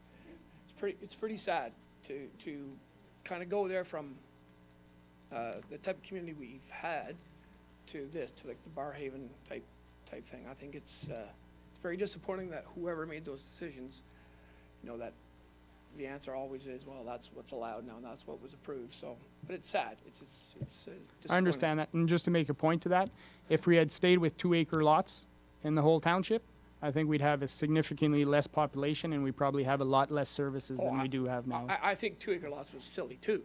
Now we've gone the other way, it always swings, right? It Yep. swings to the ridiculous. My question is similar to Mr. Adlard's. I'm a neighbor of Mr. Adlard's, whether he's willing to admit it or not. I have a question. If his property floods due to this, I'd like to know who we go to as residents as to who's responsible. And I just want to bring some information in. I bought a property on the Maple Street subdivision back in 1979, 1980. And I'm not sure if you guys are aware, we've called it Sinking Estates ever since. Okay. I mean, some of the subdivisions in Russell have been, you know, pitiful in the sense of the water quality effect, the sinking foundations, there have been so many problems, been terrible, really. So you're looking for who would you go see if there was an issue? Yeah, and Mr. Laurent, I think you mentioned too, who's responsible in the end? If we have, like, I'm worried about water quality at my house, water levels, and also flooding. Like who's responsible? Because in the house, I was in one of the original 6 people who I think there were over 150 houses back in 1982 or whatever who had foundation issues. So we brought it to the township. We had a meeting right in front of my house on Maple Street. Township, builder, 2 local guys who built that whole George Street, Maple Street. It was a big problem. Everybody realized it was a huge problem. I paid $79,000 for the house. Repairs were $45,000.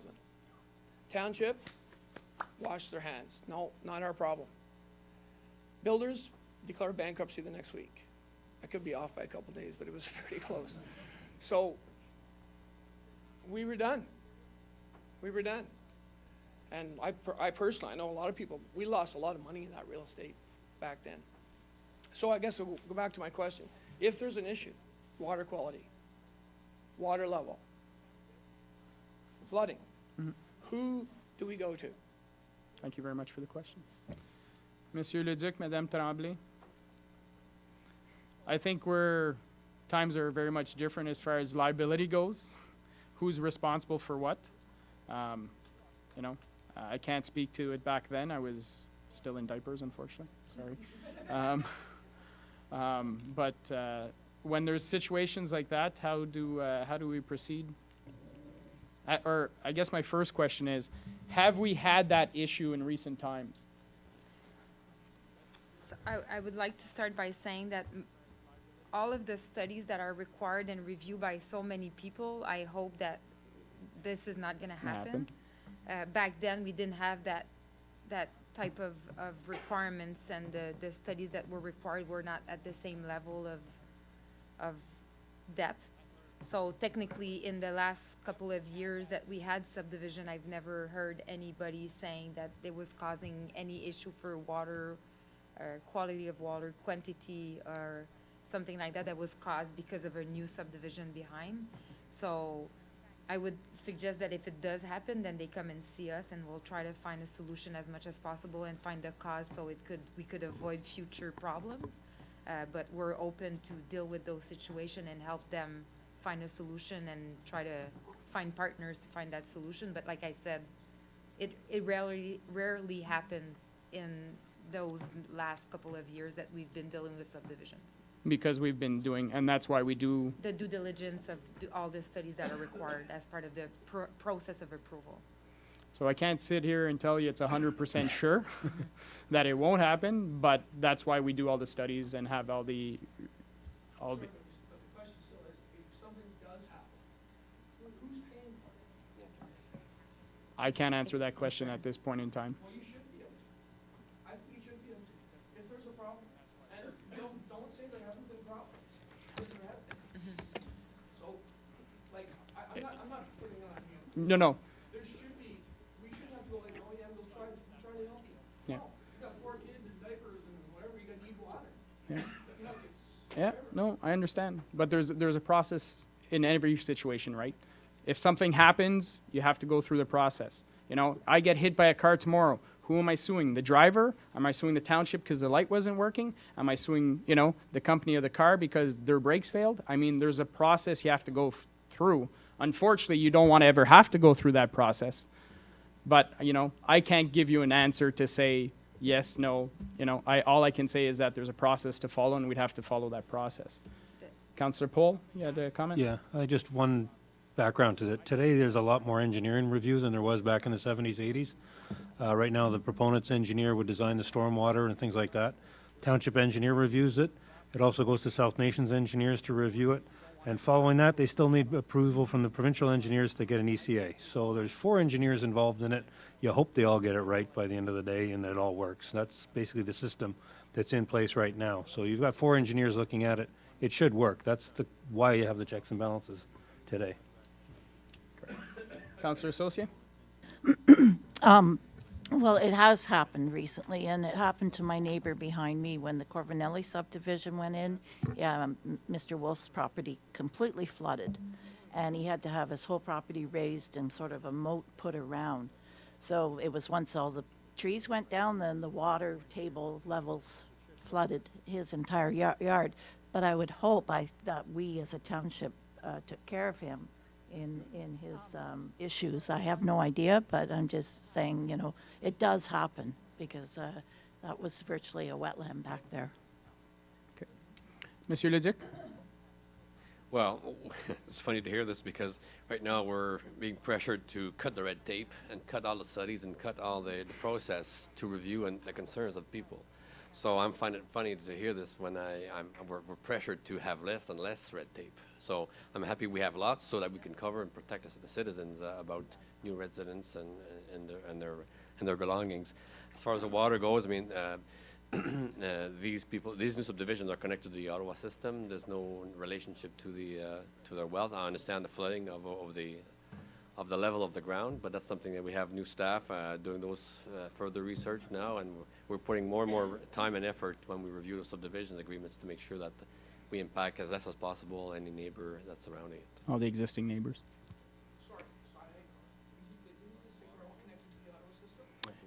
No, he was saying that the new subdivision is connected to the Ottawa system. Would be connected to the Ottawa system. Another question, sir? Jim Feely, 109 George, directed to this area. More as a broader question, though. 2 things I see is in other industries, to answer your point that you made, that's what we have insurance for, and we have insurance companies for those large disastrous situations.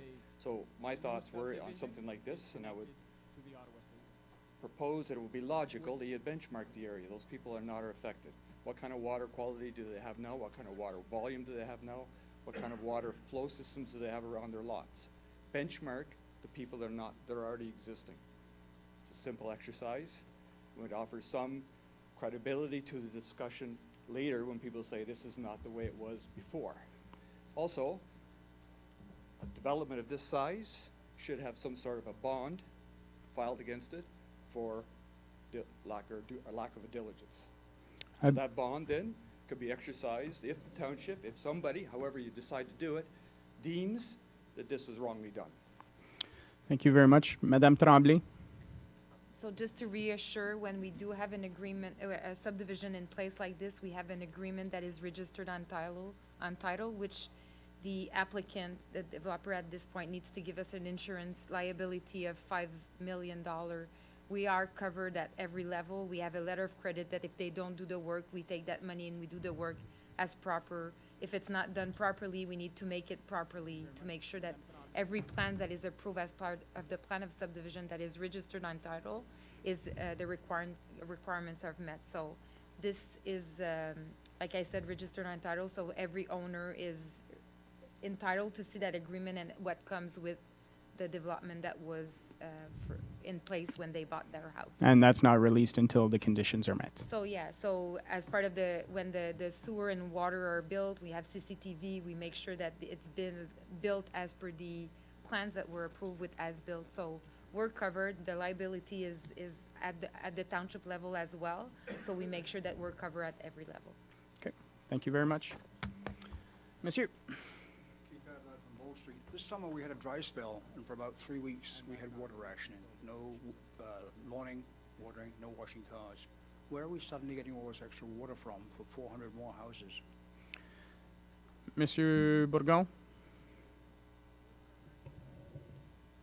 Thank you, Mr. Mayor. So if I understood the question correctly, our water system does have enough capacity to service those extra homes. Okay. The question is in regards to the fact that we had a water ban during the summer. So it gives the impression that we didn't have enough water. So But I can confirm that there's enough capacity to supply those new houses. And as for the ban, was to limit the consumption, and it was especially in times that we don't receive some water from the Ottawa. Yeah. So we had some adjustment to do within our own operation, which that was rectified. Okay, thank you. Essentially, what happens with the city of Ottawa, we don't have 24-hour access. There's a period of 4 hours a day where, correct me if I'm wrong, Monsieur Bourgon, we don't have access to water.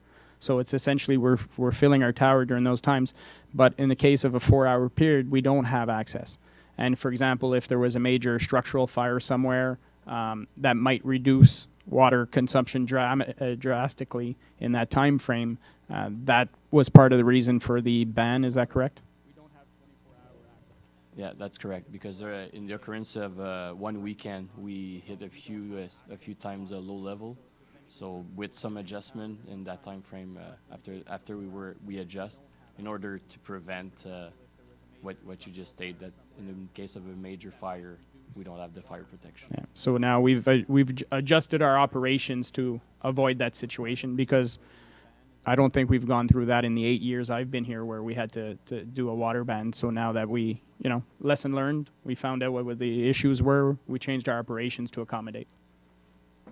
Just one last comment. All the time I've been here, I've watched the development of houses around Russell. They've always been on land that has really not been actively farmed, and that's great. No problem with that. This is the first time I've seen a development on really prime agricultural land, and it is directly across from a huge dairy operation. And the people who move in there have to be prepared that they're going to get clouds of dust in the seeding time. They're going to get clouds of aroma from manure spreading. They're going to get combines working through the night, and they better be prepared for it, just like if they build on an airport runway. Yeah. We are a farming community. People have to realize when they come here that, there might be smells as well that come along with that. And that development is right on the front door of a huge dairy operation. Yeah. Thank you very much.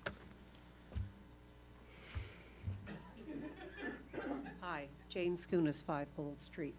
I'm a proud Russell resident on Bowl Street for 25 years. And I'm happy to see my neighbors that are here, and they're all very impassioned. 24 years ago, a house was built on the corner, 1 Bowl Street. And I was guaranteed by the builders and township that the elevation wouldn't change.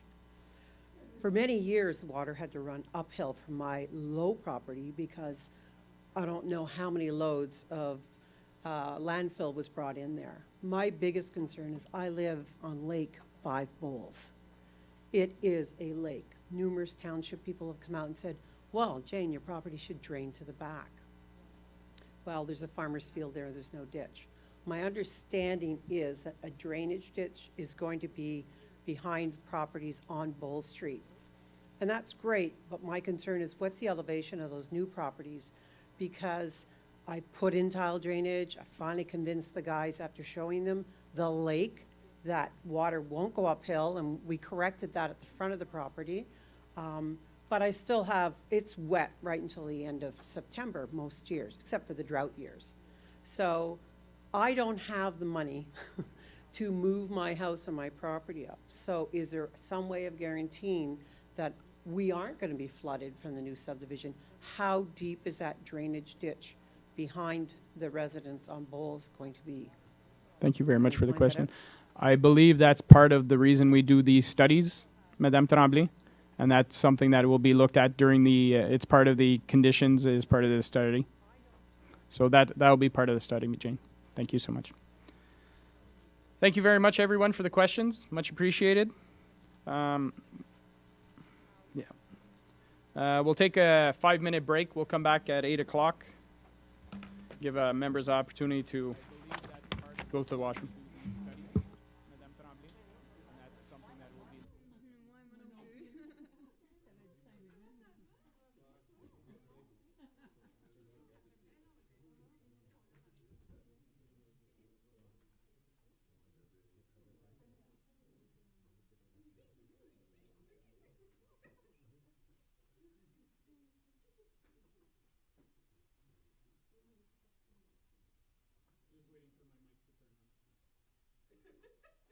I can speak loudly, but they tell me it's better for the webcast that I speak into the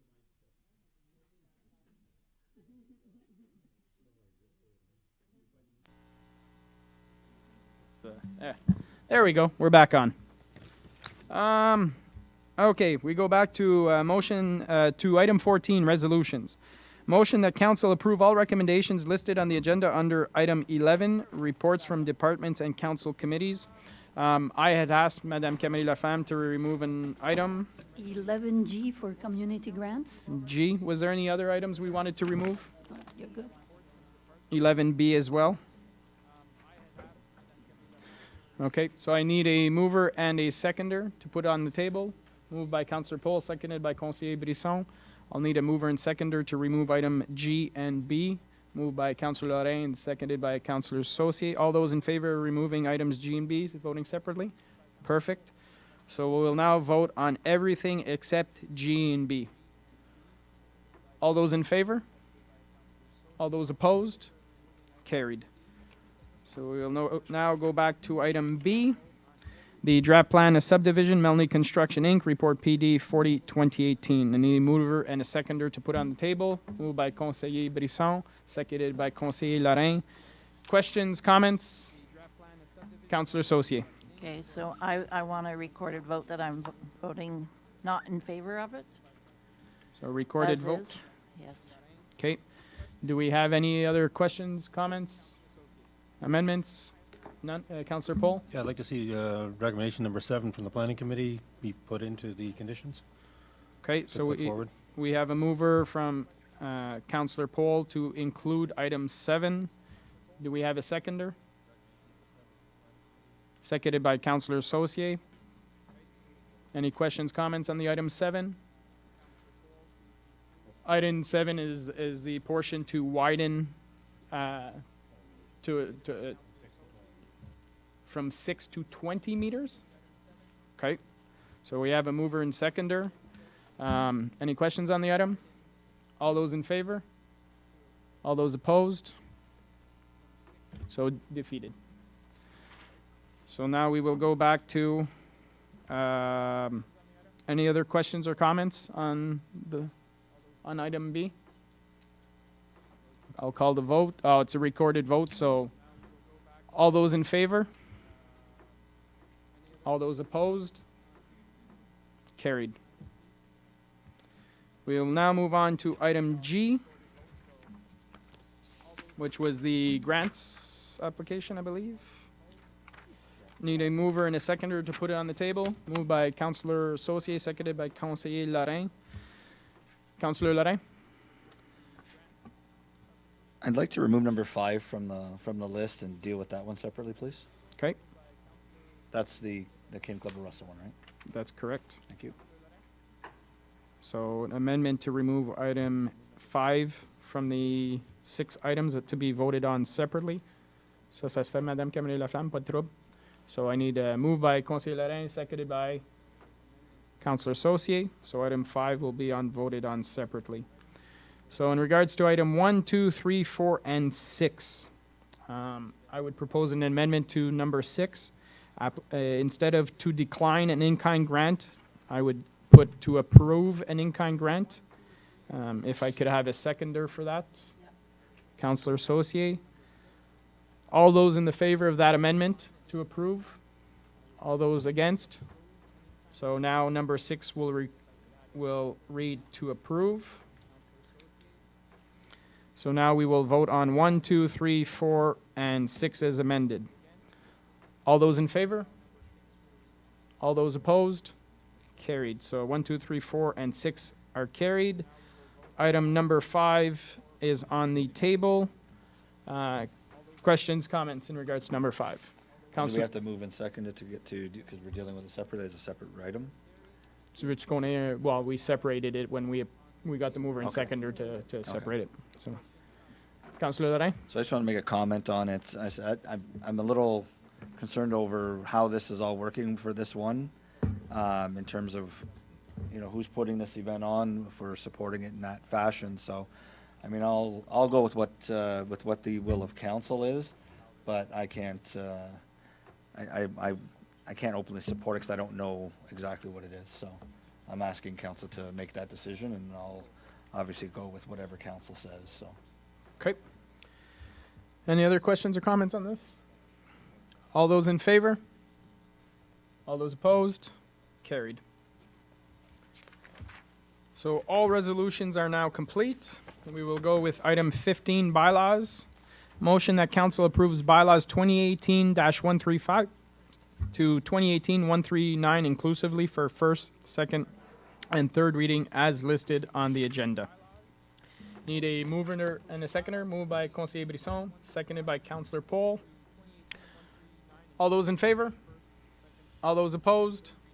Carried. Item 16, new business reports. We have none. Item 17, other business presented by council members. Item 17A, Councillor Saucier for the local flavors. I just want to congratulate staff on such a great job of the Local Flavors event on the weekend. It was very well attended, and most of us were there, and it was. I just know a lot of hard work went into it, and just highlighting all the local businesses, food and wine and beer and everything. It was just, I think it's wonderful, and it's just gets better every year. So thank you. Thank you very much. Did we have any results yet, or that'll come back into another report? I could confirm that there was 450 people attending, and we had 22 vendors, and we'll come back with the check and the... Soon, next month or so. At the next council meeting. Thank you very much. Congratulations. Item 17B, Councillor Saucier for Trivia Nights. Yes, so I'm thankful that got voted differently because on October 26th is a trivia night, and it is for the tornado victims, and this is pretty typical of Russell Township to do things for other communities, and I would have hated to see it turned down. Now, it is sold out, just to let everyone know, but I think they're still collecting prizes and things like that. And then the next trivia night following that is on the 3rd of November, Saturday, November 3rd, at 6:30. And again, it's $10 per person to play. It's lots of fun. And this one is to support Dump the Dump. They're trying to do a health analysis of the proposed dump, and that's quite costly to get that done. So they're in need of tables, so if anybody would like to come out and support that, it will be at the Russell Arena also. Perfect. Thank you. Thank you very much. Councillor Brisson? Just a comment too, that the first trivia for that family, one of the other thing was there was a tornado, but also some sickness in the family with cancer, and that's why that family was chosen over some other, because there was a lot of people that were affected by it, but this one, that they had also all that problem with health. Well, we do what we can. We can't help everyone, but we do the best we can with what we have, so. Perfect. Item C, Councillor Lorrain for the cannabis uses. Yeah, so, there's I didn't mean you're using. I was gonna say. Sorry. See, what do you know that I don't? So the question has come up, obviously. I think we're all doing campaign trails, and most of us anyway, and we're hearing it and getting emails on it. I think the Premier has said that it's going to be allowed in wherever cigarettes can be smoked. I personally don't think that that's reasonable for this neighborhood to be sitting, you know, walking down the sidewalk with the kids at Pronto kind of thing, and all of a sudden somebody walks by with a cigarette that's not A cigarette. a cigarette. Now, you know, and I equate it to, and I use this in my email response, I equate it to alcohol, right? Alcohol's legal, well, you can drink alcohol, but you can't walk down the street with it. So there should, you know, there's designated places, and I don't think we should, and I don't know if this is something that we need to research or something that's already been decided, whether or not municipalities have to agree to the allowance of marijuana being smoked in public places, or if it's something that is totally under the province's purview. Do we know the answer to that? Monsieur Leduc? Well, I know that the act certainly allows allows council and the municipality to go further into specifying areas they want to add to that. I'm just looking at the act, and the public place is being defined as any place to which the public has access as of a right or by invitation, whether express or implied, and whether or not a fee is charged. So I'm wondering, you know, if that does not include already a sidewalk or already this and that. So, I mean, there's got to be a lot of legal debates on all kinds of things in the act, but we know where smoke was prohibited, that this will still be prohibited. But some cities have gone out and did specifically mention some bylaws about streets and then about sidewalks. We could go there if we want to. At this point, I think. I think honestly, we're still waiting for a lot of information. Yeah. I mean, I received an email from AMO, from the Association of Municipalities Ontario, where they're throwing information. You know, the provincial government has essentially thrown out some information, but they haven't taken the time to communicate directly with us to let us know, you know, what are they going to allow us to do. You know, I think unfortunately right now we're in the dark, unless there is more information that's come very recently. Madame Bordeaux. Well, first is I'm attending a seminar that AMO's gonna be holding on the 8th of November. So hopefully legislation will be passed and we'll be able to get more information, because presently we don't receive a lot of information. I did speak with the inspector from the health unit, and they're in the same situation as we are. From what they understand is that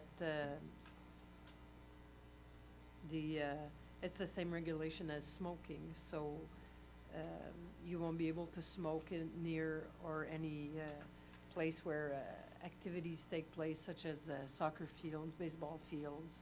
You have to be 60 meters away from all these areas, but as far as sidewalks and other areas, other public areas, it's like you said, the legislation is not out yet, and there could be changes from here until Thursday, so they're not able to give us any direction on what's going on right now. So that's a conversation I had tonight with him, so. Okay. So Councillor Saucier, Councillor Brisson, then back to Councillor. Yeah. I attended 2 of the workshops this summer at AMO on that, and I do have some concerns, like Councillor Laurent. Again, just more for the image that children are being exposed to. You know, like, you know, we hide cigarettes now because they don't want people to see them, and I think we're going to have to put something in place, because you know, with so many meters from a building entranceway, you don't want people hanging outside of the arena or something like that. So I think the problem is, though, is that Ford put a pause on Smoke Free Ontario. So a lot of that legislation was then kind of at a stalemate, you know. So again, we need to be clear on what's going on, and then maybe put our own legislation in. And then, you know, a lot of municipalities have the option of opting out of storefronts too. That's the other thing. So unfortunately, personally, I didn't feel we had a positive relationship with the last storefront, because even when it was illegal, it was being smoked on the sidewalk and right in front of the door. And we had 2 gyms there where everybody had to go in to the gym and use the gym. And I didn't understand, that there was no legislation being, even when it was illegal. I said if I stood on the corner with a bottle of wine, I would have been arrested. But they were allowed to just smoke right out on the sidewalk, sitting on the sidewalk. So I have a lot of issues. I think unfortunately this was legislation that was a political promise that's been essentially rammed through down everybody's throat, and everybody's playing catch up to see, how we're going to handle this situation. Councillor Brisson? Yeah, there's 2 things to know is who will enforce it. Because if we say it's like 3 meter or whatever meter in the park or thing, is it our bylaw? Is it the police? Is it the health? It's our bylaw because we've already bought a bylaw in place for that. Yeah, and, but then there was some for other, for the amount that it will be charged, we have nothing on it neither. So how does it work? Because usually for the penalty that will be charged. If Madame we- Bordeaux? If we have the authority to pass a bylaw, and we decide to pass a bylaw, once the bylaw is passed, then I have to apply for set fines through the Attorney General's office. So the set fine is basically based on what everybody else's charges. So they might set an amount as a provincial fine that will apply to offenses of the same type. Okay. Councillor Lorrain? We have smoking restrictions now, correct? In parks and in front of arenas and in front of our municipal buildings and whatnot, right? Yes. Do we have set fines for those? I believe we do, but Okay. they're not very, They're not very lucrative, but Yes. there are fines that are set in place currently today for I smoking in those believe we places. do have set fines, yes. We do have the bylaw, I'm pretty sure we have set fines. but- So then, if the province says people can smoke them in public areas except for where there are restrictions today, then smoking of a regular cigarette and smoking of a marijuana cigarette would be the same thing, would it not? Smoking is smoking, and they would then fall under that bylaw, correct? Monsieur Leduc? Well, the Act says that individuals who contravene Section 11, which is where you're allowed to smoke pot, says in the first offense that you're charged not more than $1,000. And if you're a repeat offender, then you're not charged more than $5,000. So again, I don't know what the Smoking Act says about if you're smoking into an illegal area, how much that is. But if we're at $250 or if we're at $50, well, I guess we can set our fines closer to the maximum amount of the Act, and once we make a recommendation to council. But there are set numbers now in the Act that says what happens to those who breach the Act. So we defer to the act? Well, Like, I'm worried about what happens in the as Act, it of says- Wednesday. in the Act, they make reference to police officers, so it won't be bylaw officers. So if ever we decide to do our own bylaw on something else, and we do set a fine of something else, it would have to be in that area. And how do we apply that? That'll be a different thing when we come to council for that. So then the OPP would be enforcing under our bylaw that where the restricted areas are?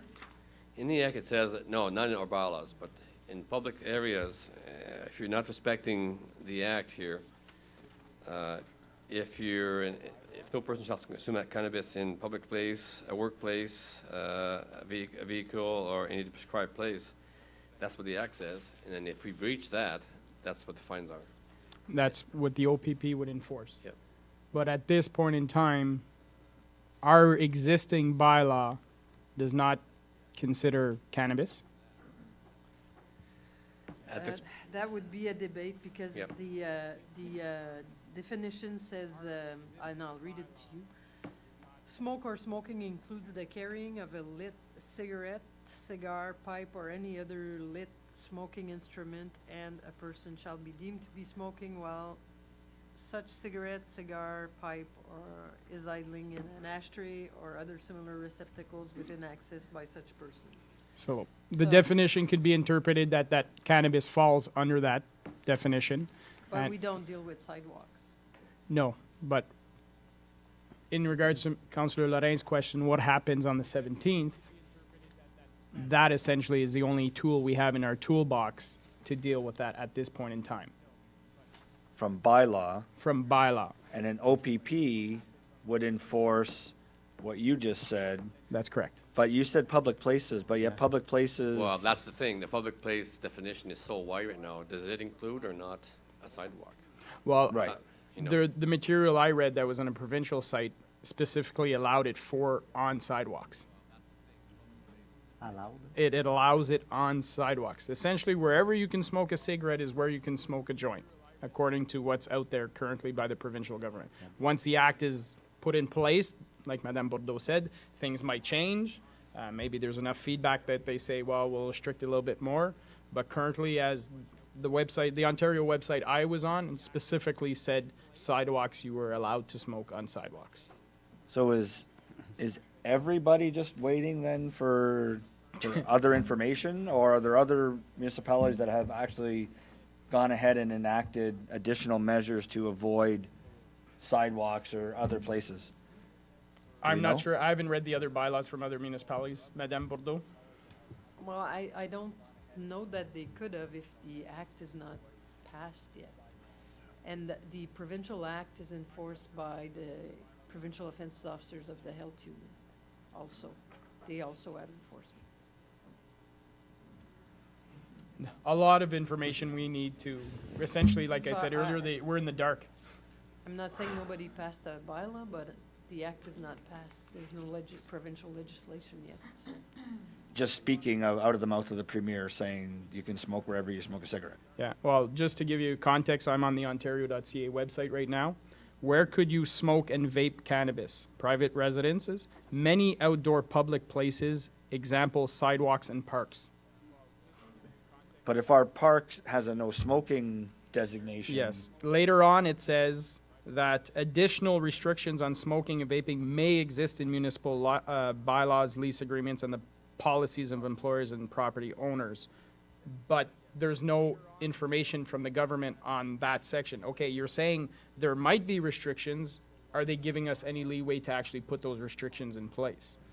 So I think that's what we're waiting for is, you know, Is whether or not we can could actually go ahead and pass a bylaw. bylaw to say no on sidewalks and that kind of stuff. Monsieur Leduc?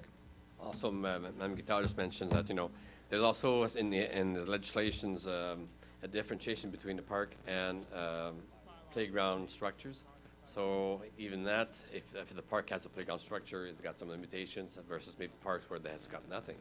So again, that's even more interpretation of. Yeah. So once they have a clear definition of what a park is, what a playground is, what the, you know, we might look at saying, okay, well, we consider our trail a park because, you know, we don't want that being used on the trail. You know, so I think there's a lot of information that's So we're still. just bringing them from underneath the bridge to on top of the bridge on the sidewalk. That's essentially what's happening, right? Well, yeah, essentially, that's what he said. If you can smoke a cigarette, you can smoke a joint. That's what's I out just want to there. make sure that, you know, if there is something that we can do, that Yep. we be proactive on it rather than reactive, because I would hate to think that, you know, all of a sudden on the 17th, everyone's smoking on the street and then we get called to the carpet because we didn't do anything.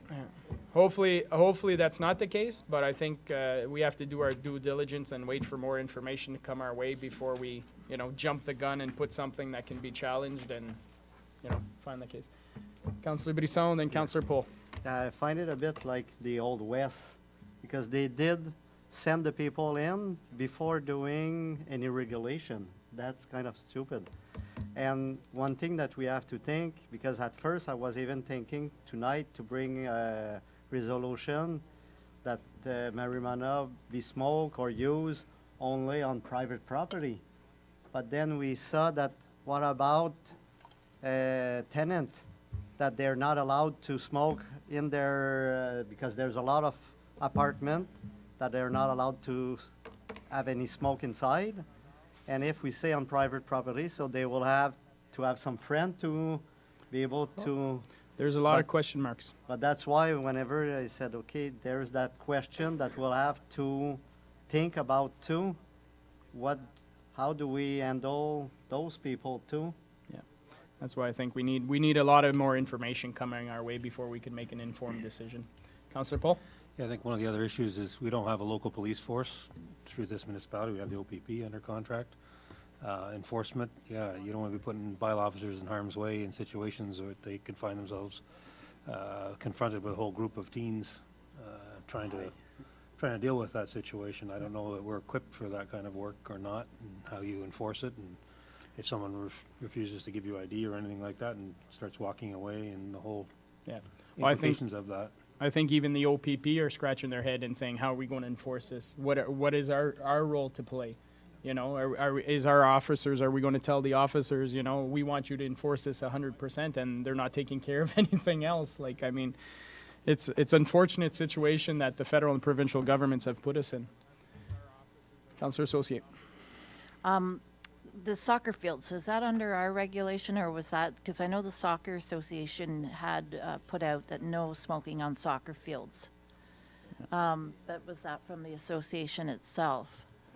Well, I believe on public properties, it's our regulation. If they own their own fields, you know, we saw just this week, for example, Algonquin College, they banned smoking altogether simply because marijuana was going to be allowed like cigarettes. It's private property, and they said, nah, nobody smokes anything on our property. Yeah. So, you know, unfortunately, we don't have that option. It might, you know, we'll see what. The school board owns the properties, right, of where the soccer field is, and Yeah. the schools are smoke-free. Well, Yeah. no, they're not. The kids are all smoking in front of the Well, school. that's lack of enforcement. But question, do we have anything in place on vaping? Because I'm seeing a lot of people vaping in public places, in buildings, in restaurants, in arenas. And so then there could be, like Mr. Mayor said, there could be vaping marijuana too, but Yeah. I think the website specifically says vaping marijuana, so whatever the rules are for. but people can vape in any building? Vaping is considered smoking. Okay. You're not supposed to be allowed to vape in any building. Okay, because I see it a lot. It always comes down to enforcement, right? Monsieur Leduc? From the document from the province I have, it says that vaping of cannabis would be captured by existing provision in the Smoke-Free Ontario Act. Not yet enforced, though. Yeah, and I think That will as- regulate electric cigarettes, so it's not yet enforced, but it should be under that act. well, there was changes coming, new government, new rules, put everything on hold. Now we'll find ourselves in this situation. All right, everybody's good with that? So we'll move on. All right, next item, Conseiller Brisson, item D, for Monsieur Bourgon. Oui, I would really like to thank Mr. Bourgon for all the hard work, because it's been a long time, because in Limoges, there has been a cooperation with the nation that all the main street of Limoges Street will have some Christmas lights. Correct me if I'm wrong, but I think it's from the firehouse to the school that there will be lights. And the one, we have a bit less on our side, but we're paying for the one on the Russell side, and the nation is on the nation. So thank you very much for that work, collaboration. Thank you very much. Collaborative effort, Yeah. Monsieur Leduc. Just to say there's a little less because there's less posts to put lights on. Well, I see. That's So- why there's less. Yeah, Yes. that's actually. And just for clarification, we purchased the lights, and is it Nation that's taking care of all the costs associated with installing, or are we sharing those costs as well? Through Mr. Mayor, we'll be sharing, like, all the costs, basically for an installation, we're paying for the amount of lights on our side. We coordinate the purchase of the light, and the nation coordinate the installation of the plugs and to apply to Hydro One to For get the grant. layouts ready to make sure that we can use Hydro at those locations. Perfect, thank you very much. And also mention that we have a new light at the corner That's of what I was coming for the second thank you. Rustland and Limoges Road. Yeah, that it was long because of also hydro. And even I did receive that news just the day after the meeting with the Citizens the Committee. citizen committee, and we're still asking, okay, when is it said, I don't know, and then it was already installed whenever they were asking it, so thank you again. I know it was a lot of requests, but you did a good job. Thank you very much. Merci beaucoup. That's it for item 17. Item 18, public meetings, hearings, we have none. Item 19, closed session. Pursuant to section 2392, 3 and 3.1 of the Municipal Act, SO, 2001, SO 2001, Chapter 25. Motion to move into closed meeting at the hour of 8:34 p.m. to address matters pertaining to section 239 of the Municipal Act. Item 1, sale of land in the industrial park under section 2C, proposed or pending acquisition or disposition land by the municipality or local board. And item 2, concerns received from certain residents on Dignol Street in Embrun under section 2E, litigation or potential litigation, including matters before administrative tribunals affecting the municipality or local board. Need a mover and a seconder? Moved by Conseiller Brisson, seconded by Councillor Paul. All those in favor? All those opposed? We are now in closed session. Thank you very much, everyone. Have a good evening.